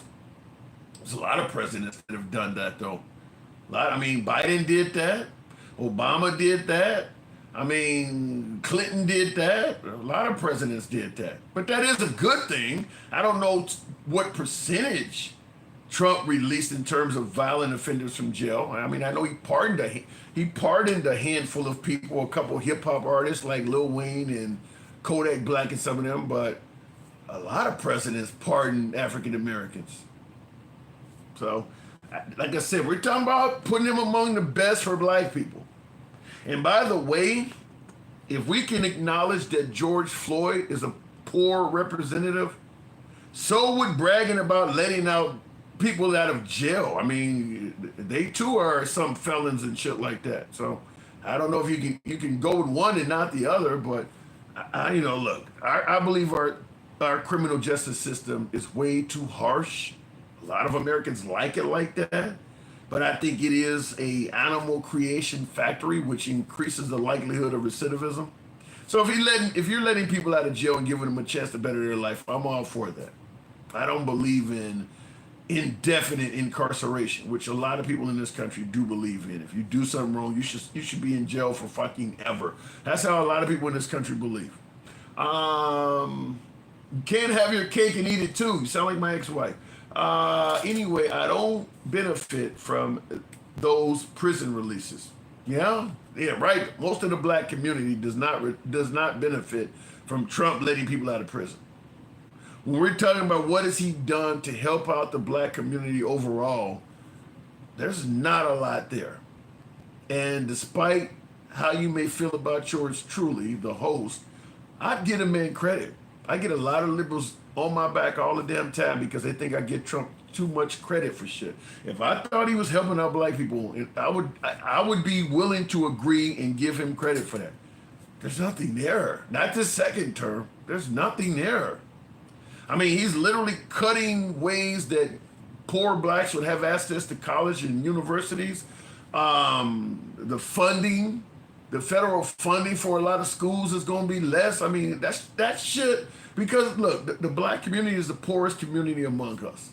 So when you start cutting federal funding, that community is going to get hit the hardest because that community is one of the communities that need the money the most. So what he's doing is actually going to be adverse to the black community. If some positive shit comes down the pipe, I'll come back later and talk about it, but I'm not seeing it. I'm not seeing it at all. 400 years and we still talking about race.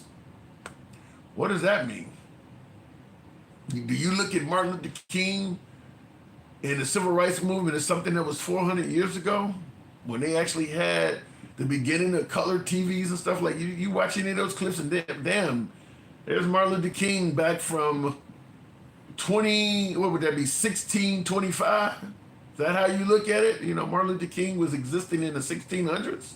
I mean, 400 years ago, really? 400 years ago was the beginning of it. It's the beginning of it. It ended a whole lot more recently, though. Black people have better lived. Black people have, you got Beaver live in a better America and you take it for granted. Oh, you say black people have never lived in a better America and you take it for granted. That's true. But that applies to white people too. I mean, you know, the country is technologically, well, you don't have the superiority you used to have. So maybe that's not as true for white people. But no, the country is better for blacks than it's ever been. I don't think they're taking it for granted though. But to some degree, they should be able to take equality for granted. I mean, should you feel special because you're treated as equal? You should be able to take that for granted. I woke up and they treated me like they treat every other human being. You should be able to take that for granted. That should not make you feel like you getting some kind of special treatment. Well, your ass should be lucky. We treating you as equals. That's kind of the way you're making it sound. They take equality for granted. Okay. If the sniffy Biden family were innocent, they wouldn't have forced the pardons they did. I normally would agree with you, but the way Trump is on a mission of retribution, I see a lot of validity in the pardons that Biden gave out. In fact, my guess is if Biden could go back and do it again, he would hand out more pardons. Trump is going after every perceived enemy in existence. He's going after Biden, or not Biden, he's going after Obama. I think he's talked about going after Hillary Clinton, will lock her up. He's in that mix. He wanted Liz Cheney so fucking bad. Now he's talking about, who else did he talk about recently? Jack Smith, the lawyer that, I mean, look, normally I would agree with you in regards to Biden giving these blanket pardons, but the way Trump has been in office as just a straight revenge president, it made sense. It actually made sense he should have just literally wrote a blanket pardon to every liberal in America. I mean, the guy's going after Stephen Colbert and motherfucking, what is Oprah Winfrey, Gayle King, and threatening to take Rosie O'Donnell's citizenship away. Biden should have offered more pardons. It's pretty clear that Trump is vindictive. It's pretty clear that Trump is a very vengeful president. Otherwise, I would agree with you. But with him going after everybody like that, universities that he don't like, NPR and public broadcasting TV, he's going after everybody. Even the Washington Commanders, he's going after them because they won't change their name back to the Redskins. God damn. Everybody. You don't have to be guilty to get one of Biden's pardons when that's the next guy that's going to follow up after him. So I think Biden's pardons are very valid now that we've seen what Trump is doing since he got in office. Don't fuck with the Donald, says Jeff. The problem is, it shouldn't be that way. It shouldn't be that way. If you didn't have a snowflake in the White House, he would have skin that's thick enough to let some shit roll off his back. You don't have to attack every fucking body that speaks ill of you. Threaten everybody, bully everybody, scare the shit out of everybody. CBS television station, that station is on its way to becoming state TV. Now that, they got rid of Colbert, he's threatening Gayle King. The merger with ByteDance, the head of ByteDance is one of his close associates, so CBS is going to start showing nothing but pro-Trump shit. If they have an episode of FBI or FBI International on there that speaks ill of something that looks like Trump, Trump's probably going to get on social media and say FBI is leaning left. I mean, you probably are not going to, you're going to start seeing CBS looking like a right-wing television station, probably. My guess. I know nothing like he was. Nothing like he was when he was president the first time. No, that's not true. Trump is the same president he was the first time. It has nothing to do with Biden's open border policy, so that's why he had to get strict on immigration or anything. The reason Trump comes across as different on his second go-round than his first go-round is simple. He has a lot more power and a lot more of a loyal following. Trump is not doing anything on his second go-round that he didn't intend to do on his first go-round. He just could not do it. Even after following Obama, the guy who was securing the border, deporting everybody and putting kids in cages, Trump came in office just as equally gung-ho at deporting people as he is now. Why do they got to come from shithole countries? I want a Muslim ban. He wanted to do it the first time. He just couldn't do it because you didn't have a strong Supreme Court like you do now. He didn't have a whole following of administrative personnel that are loyal and just going to say yes to him. Milley and folks like Attorney General Barr and Mike Pence were not just going to say yes. J.D. Vance, Pete Hegseth, they're going to say yes to anything. So he's the same guy. He just has a whole lot more power and a whole lot less resistance the second go-round. So it makes it so he can do a lot more. Remember if John McCain gets up there and gives him a thumbs down, blocking his attempt to repeal Obamacare? That ain't going to happen this second go-round. Most of the Congress and Senate are scared of him. There is really no John McCain's on this second go-round. Those people don't exist. They're going to stand back and let him do that. So he's the same guy. He just has a lot more power. And he's a lot more pissed with that power. He was pissed the first time. He was pissed off the first time. He just couldn't do nothing about it. He would have done all of the same stuff he's doing now. He was just as equally pissed off the first time. The guy just does not tolerate negativity towards him, insults. The stuff he does to other people, he don't tolerate you doing that to him. Even the media. Remember, what is the guy's name? Ducey, Fox News? He would ask Karine St. Pierre, the Biden spokesperson, the African-American woman there, all of those gotcha questions, sometimes making her look like a fool. Karine St. Pierre, you had, I think his name is Peter Ducey, or Steve. One of them is the father at Fox, and the other one is the son that does the interview. So it's either, I think his name is Peter Ducey. But he would ask all of those gotcha questions to the Biden administration. And you know what? Every time there was another news conference, they let Peter come right back on in and ask more gotcha questions. The Biden administration, despite many believing they were incompetent, they at least had the gall to take the tough questions, even if it made them look bad. Peter Ducey was always invited back. He was even there on Karine St. Pierre's last day. Trump, on the other hand, you ask him a gotcha question, he'll take away your whole media pass. He does not take the tough questions. Remember the whole notion that the liberals don't appear on Fox and they avoid, they only want to take the easy networks. You don't see Trump on CNN or MSNBC. Trump ain't going in none of those environments. He's calling Fox every day. And the right had no problem criticizing liberals that were avoiding right-wing media. Trump came in there and suddenly, well, it's okay, they don't like him anyway. They're fake news, so we don't mind them avoiding them. As if Fox News liked Obama or Biden. As if Fox News always tells the truth on on Biden or Obama. It's the same shit. It's just in reverse, and they can see it better now when it's their guy as opposed to the other one. But Trump, you don't get to ask Trump many tough questions. You ask him a tough question, you probably won't be invited back, which is basically it's censoring the media. I get somebody on the program that asks me something tough in a calls or something challenging. Shit, if I don't know the answer, I'll concede and give you credit for presenting your point. Fucking block you or censor you. That ain't how it's supposed to work. He does that. Why did Obama and Clinton push and hound President Trump for 8 years solid if they didn't want him as a president? How did Bill Clinton hound President Trump? How did Obama hound President Trump? In fact, thinking back to the Obama administration, Trump was far more critical of Obama than Obama was of Trump.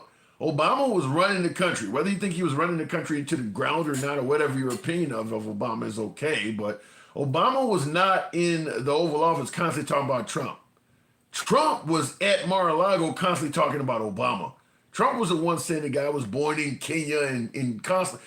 Obama wasn't attacking or hounding Trump. It was the other way around. Trump was the one hounding Obama. I don't know where you get that one from. Trump was constant. I mean, how long did the birther movement go on? Yeah, Hillary Clinton started it, but goddamn, did Trump take it to a new level or what? How long was Trump saying that Obama was born in Kenya? So, yeah, Obama wasn't hounding Trump. It's the other way around. Definitely the other way around. Trump and the Republicans cut Medicaid, Medicare, and Social Security. Trump and the Republicans are destroying our country, says Francos. Wow. Yikes. And Brian says Obama is a terrorist. I would love to know what are you basing that on. In the comments, though, Carolyn, I don't mind the criticism. She says I sound crazy. Fair enough.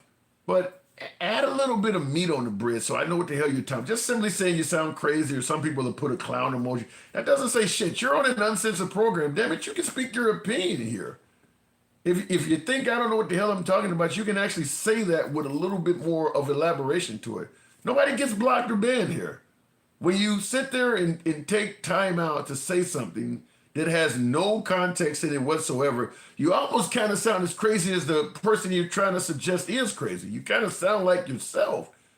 Type some shit in it that I can work with. Nobody's censoring you. Type something in there. Obama wasn't born in Hawaii. It's been proven already. And he's gay.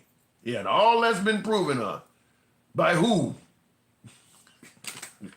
By who? Who is, I watched Sheriff Joe Arpaio did a whole stint, just like Mike Lindell did this stint about showing how the 2020 election was stolen. Sheriff Joe Arpaio did something a few years earlier showing how Obama was allegedly born in Kenya, I think he was saying, or something like that. They went over there, they went to Hawaii, and they found a random woman that was apparently born either on the same day or the same week as Obama.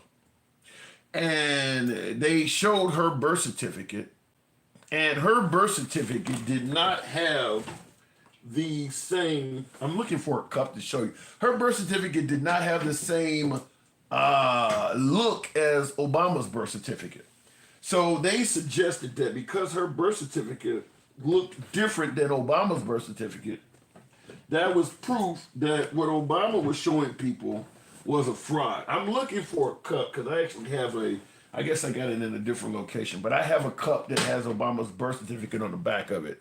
It's actually a campaign artifact. But anyway, So Sheriff Joe Arpaio down in Arizona was able to get a woman that was born at the same time as Obama to show her birth certificate, and that was being used as proof that because her birth certificate was in a different format and all this stuff, it meant that Obama's was fake.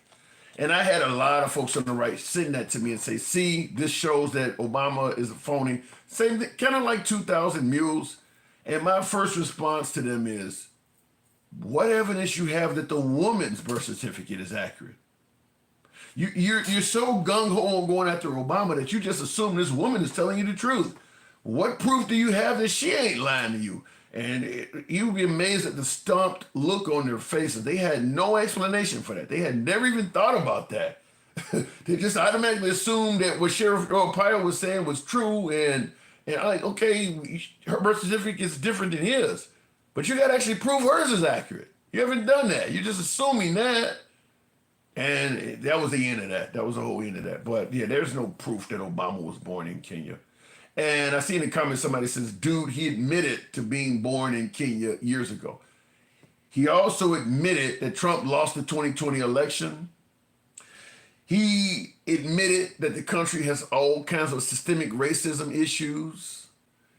He's admitted you don't buy anything else but him saying he's born in Kenya. That's the only thing. Okay, all of the other shit he said, you're picking and choosing. You suddenly believe him when he says that. But anything else he says, he's lying about it. You get zero credibility for that. If you were somebody who truly, generally believed Obama, we could have this conversation. But the notion that I believe everything Obama says is a lie, except him being born in Kenya, I'm going to believe that one. You have no credibility based on that. You don't believe shit Obama says, so why bring up that he said he was born in Kenya? Everything else he told you, you don't believe. Then as far as I'm concerned, you get no credibility. Obama did say he was born in Kenya. Why would he say that? I don't fucking know why he would say that. Why would Trump say he's going to release the Epstein list? People say shit all the time. You don't have, that's the way you answer all of the Trump questions. Why would he say that? Why would you have an excuse for that? And by the way, I have never seen Obama say he was born in Kenya. I have never seen that. But even if he did say it, I'm going to go back to my original statement. You don't believe anything Obama says. Obama's pointed out all kinds of problems with America. Remember the apology tour? How he pointed out all the flaws that we have bestowed upon the rest of the world. You didn't believe any of that. So you can't just pick and choose when you suddenly believe the guy. If you can't prove he was born in Kenya, I don't buy it. And there is no proof of that. And by the way, it also leads to President Trump himself, because Trump has spoken on it. I want you to hear a clip, because when you start talking about where Obama was born, I want you to hear this clip, because I think it kind of adds context to what we are actually talking about. It's a little bit of a commercial running here, but I'll go ahead and cue it in. Now, not to mention her in the same breath, but Hillary Clinton and her campaign of 2008 started the birther controversy. I finished it. You know what I mean. President Barack Obama was born in the United States, period. Now we all want to get back to making America strong and great again. Thank you. So the point is, why would he say that? If you're gonna suggest Obama said he was born in Kenya, why would he say? Then why would Trump say he was born in America? Why would he say that? So we could go back and forth with that all day. But the fact is, Trump had ran the birther issue as far as it could.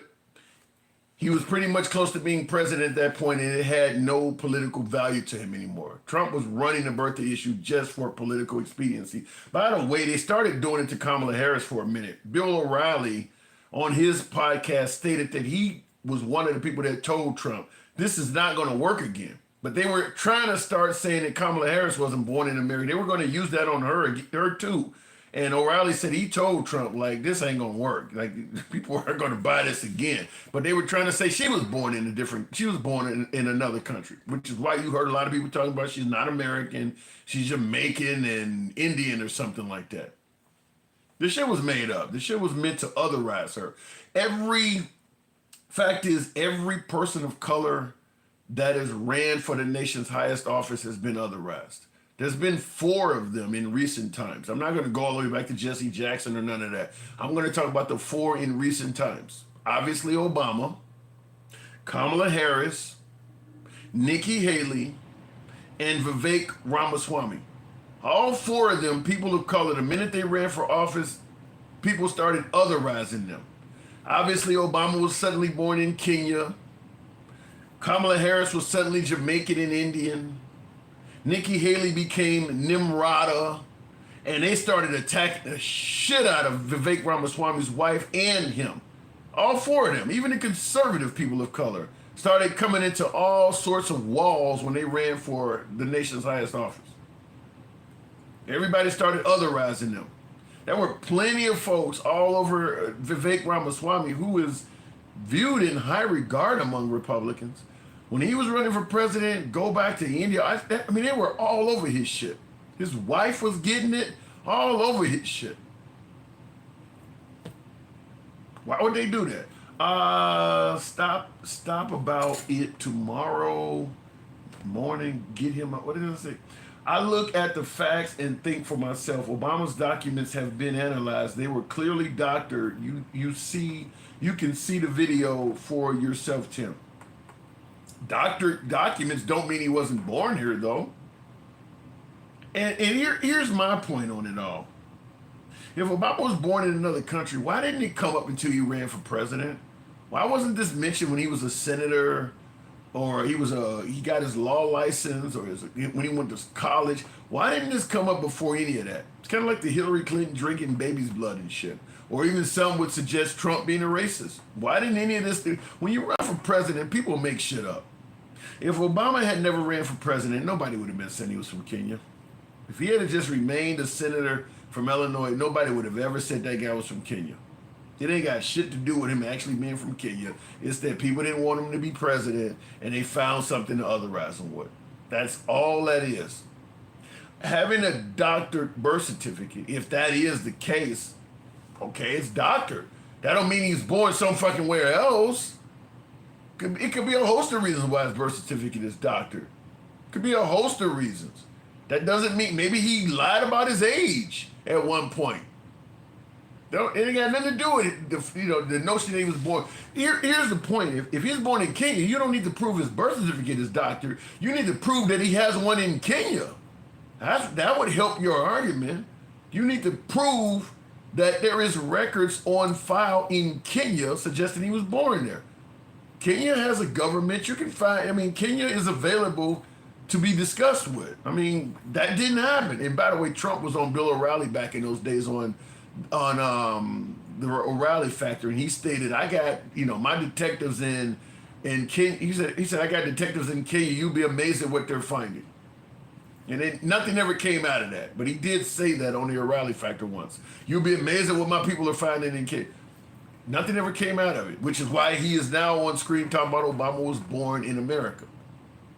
So it is what it is. Like I said, if they had actual proof, they would have presented it, because that means Obama was president fraudulently. Even if they could prove it now, it would hold weight. The minute he was no longer in the running to be president, he was no longer any threat to anybody. That shit went by the wayside. It's the same thing with lock Hillary Clinton up. The minute she was no longer in the running to be president, nobody gave a fuck about anything she did. Same thing with Hunter Biden. The minute he is no longer a threat via his father, nobody gives a fuck about any of that stuff. Because a lot of it is fabricated. Or if it's not fabricated, a lot of people don't really give a damn about it to begin with. Nobody cared about Hunter Biden using his dad's name to get paid. It was just something to use on him because he was running for president. If his dad was some senator or something, nobody would give a shit about that. All of them folks in Washington are using their parents' name to get paid. You don't think Don Jr. and Eric are making a fortune based on who their dad is? They're all doing that. They were just trying to use that to go after his dad. Once his dad is no longer a threat to be president, they could give a damn about Hunter Biden. That's just not, that's going nowhere. Obama divided the country with race baiting. Being the first black president, there's no way to do that without dividing the country. First black baseball player, first black general, first black mayor, first black anything's going to be divisive because there's going to be a large contingent of people that don't want a black person in that. There's no way to be the first black person doing anything without it being divisive. That's just the nature of our nation. You're the first black person among a lot of people that don't want a black person in it. Obama said there was structural racism in the police. There's a lot of police forces that claim there's structural racism in police. It ain't just Obama. There's a lot of people. Go talk to particularly black cops. Go talk to black cops and ask them, is racism a real thing or just a farce among police departments? They'll tell you it exists. You don't need Obama to tell you. There are plenty of cops that'll tell you it exists. I mean, so Obama just echoed what the police themselves believe. Obama deported more people than Trump, over 2 million people. The kids in cages were his administration. And he didn't get any credit from the right for doing that. He didn't get any credit from the right for securing the border. Obama got no mention until Trump started getting chastised for doing the same thing. Then, okay, well, Obama was doing it too. You stated that Obama didn't do anything right for America at all. Trump said Obama was one of the worst presidents we ever had. All of a sudden, you get in trouble. Well, you know, I'm only doing the same thing the worst president was doing. Okay. Real quick in the comments, you guys are keeping it real tonight. I appreciate that. Yes, we know it does. Black people are the biggest racists in America. What is your definition of being racist, though? Black people, there are so many places you can go in America where you don't have any interaction with black people. So if black people are the biggest racists, they're pretty easy to fucking get away from. White racism is harder to escape from because it's more institutionalized. You know, this college won't let me in, or this bank won't give me a loan, or this cop won't leave me the fuck alone. You're dealing with black people that are racist. It's generally citizens. Like what happened in Cincinnati, for instance. That's the gist of most black. I'm not saying that blacks can't be racism. I totally agree that blacks can be racist. Anybody can be fucking racist. But I do strongly believe that if I'm ever going to be a victim of racism in America, I would much rather be a white person as a victim than black. Because like I stated, if you're a white victim of racism, chances are it's coming from citizens. You walked in the wrong bar and some black people are messing with you. You're walking down the street and they think you got money, some black people are messing with you. You're out at an event like in Cincinnati and you get in an argument, all of a sudden black people are ganging up on you. It's citizens. If you are a black victim of racism, it's systemic. It's not going to generally be white citizens. It's going to be individuals or systems in power. It's going to be corporations that may not give you a loan or may sell you a car higher or, evaluate your home for more, for less than it's actually worth. It's going to be systemic type shit. You go in the store and people follow you around. It's going to be more stuff like that. It's not likely going to come by way of violence with the exception of law enforcement. Also, the difference is as a white victim of racism, if you're white and you're being victimized by racists, you generally can pick up the phone and dial 911 and the police will come and help you. If you are the black victim of racism and you dial 911, the phone may start ringing in the person's pocket that's beating your ass. It's a big difference there. So like I said, racism can be done by anybody, but I would much rather be a white victim of racism than a black person. Tim, you're pontificating. Are about to close down for the night. Yeah, we are about to do that shortly. No proof of systemic racism against blacks. In fact, blacks have more advantages in many cases. You can have them all, Corey. You can have them all. You can have all those advantages that you're talking about. I'll tell you just from my own personal example. Used to be a landlord in Chicago, had a few properties, about 20 tenants. life was good. I didn't see any racism at all. I was making good money, driving nice, eating nice, vacationing nice, number of properties, living good. All of a sudden, I get a letter in the mail. You got the option to be part of a class action suit. One of your buildings you purchased with a mortgage from Fifth Third, they deliberately gave you a higher interest rate because you're black. You're paying more for this property than you should solely because you're black. And we got hundreds of other people throughout the city that's doing the same thing. I didn't know that was even happening to me. So when you say there is no proof of systemic racism against blacks, oftentimes you don't know. You generally don't know oftentimes, but it's there. It's there. Many Caucasian people can be racist too. They hide it by saying we're not racist, but then they are hiding it. Yeah, it can come. Racism can come from anybody. Racism can come from anybody. But the notion that systemic racism doesn't exist, I'll give it to you in the simplest fashion. There is racism systemically in numbers. In other words, if the country was mostly black, there are going to be systemic racial advantages for black people or against white people because the numbers, we tend to like to do business. We tend to like to live next to, we tend to like to work with people that we can relate to, people like us. The country is overwhelmingly white. Very small black population compared to whites. Like 13% of the country is blacks. So when it comes to hiring and things like that, if you got two people that have equal credentials and you happen to be black, you're probably going to hire the black person. If you happen to be white, you're probably going to hire the white person. If they have equal credentials and you're white, chances are you're going to hire the white. Like I said, we like doing business. We like being with, associating with, living next to people that we can relate to. And when you tend to pick subconsciously people that are like you in a country where it's overwhelmingly white, then it's going to be a lot easier for whites to find jobs, places of residence, all this, because it's going to be more people that are more comfortable dealing with you than it is in a country where only the population is only 13% black. And that's anywhere. Like I said, if the country was a majority black, it would be more privileges for black people in the country, because they're going to want to do business and live next to and, give loans to and things like that to people that look like them. So the idea that no systemic racism exists is crazy. It's just subconsciously because I would prefer to live next to a white person or do business with a white person, attend a church that's held by white. That's just how it is. That's just humanity. So the idea that no systemic racism exists is crazy. If you got a young girl that's in front of a judge or a young guy that's in front of a judge, if the judge is black, he's more likely to be sympathetic to a black suspect. If it's something minor, if it's a white judge, he's probably going to be more sympathetic towards a white person that's in front of him.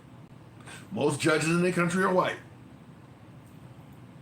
So, the idea that no systemic racism exists makes no sense at all. I certainly do not buy that.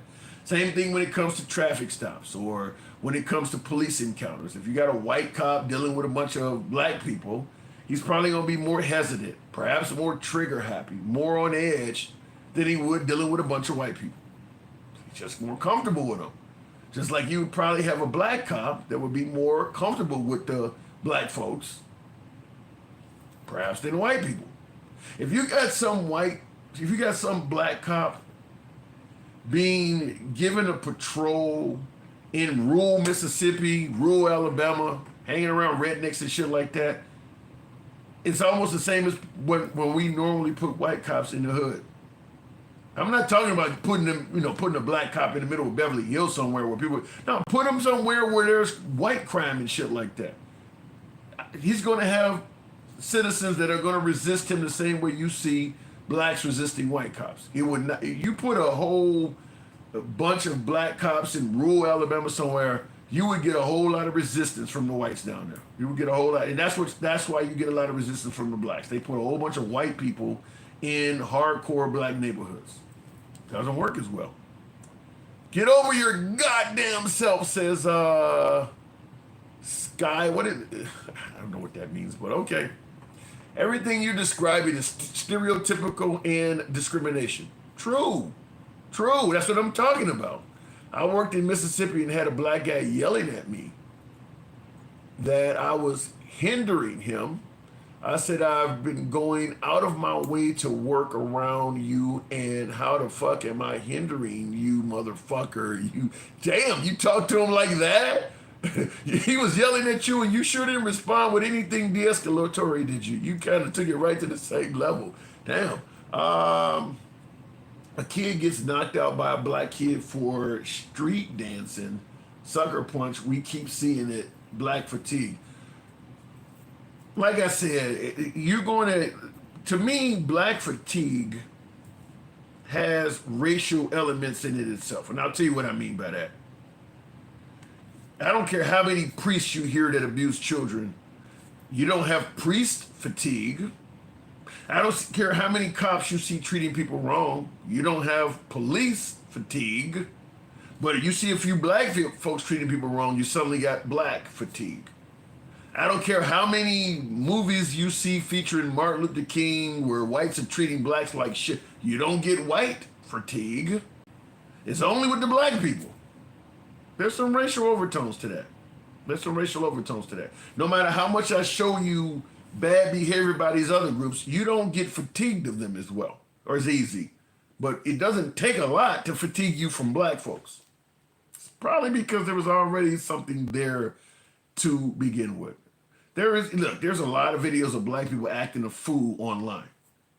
Hence, people suggesting black fatigue. However, there's a lot of videos of cops doing people wrong as well. Do you have police fatigue? No, you're back to blue. You're actually back to blue. You're actually seeing all these videos and walking away saying, but 90% of cops are good. No, there's something already there. It ain't got nothing to do with black fatigue.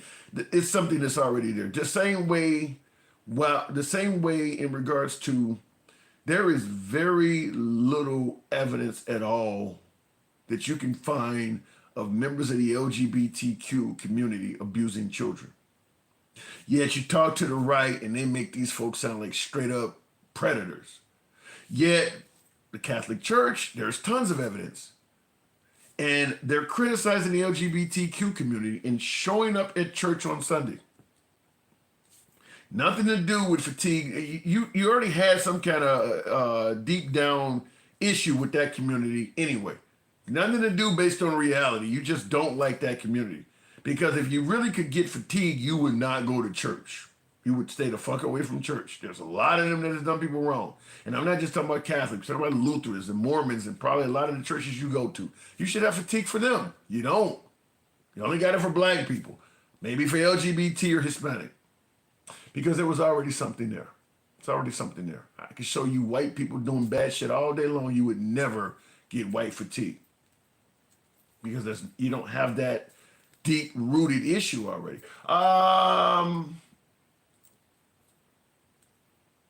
Trump fucks and sucks little children. Jesus. On Epstein Island, it's getting late. Maybe I got to go to bed. I do. God, Jesus. I appreciate the 100,000. I've been up late with you folks, but if you do enjoy this type of dialogue, where you can speak freely here, the host is not going to block, ban, or censor you because you got a difference of opinion. If you favor this, follow the program if you're watching on TikTok or Instagram. Give your boy a sub if you're watching on YouTube. I'm in the trenches every night. It's your boy Tim, the handsome liberal. I'm taking my ass to bed. Y'all be good, be safe, and treat the black people with respect. Catch you tomorrow. God damn.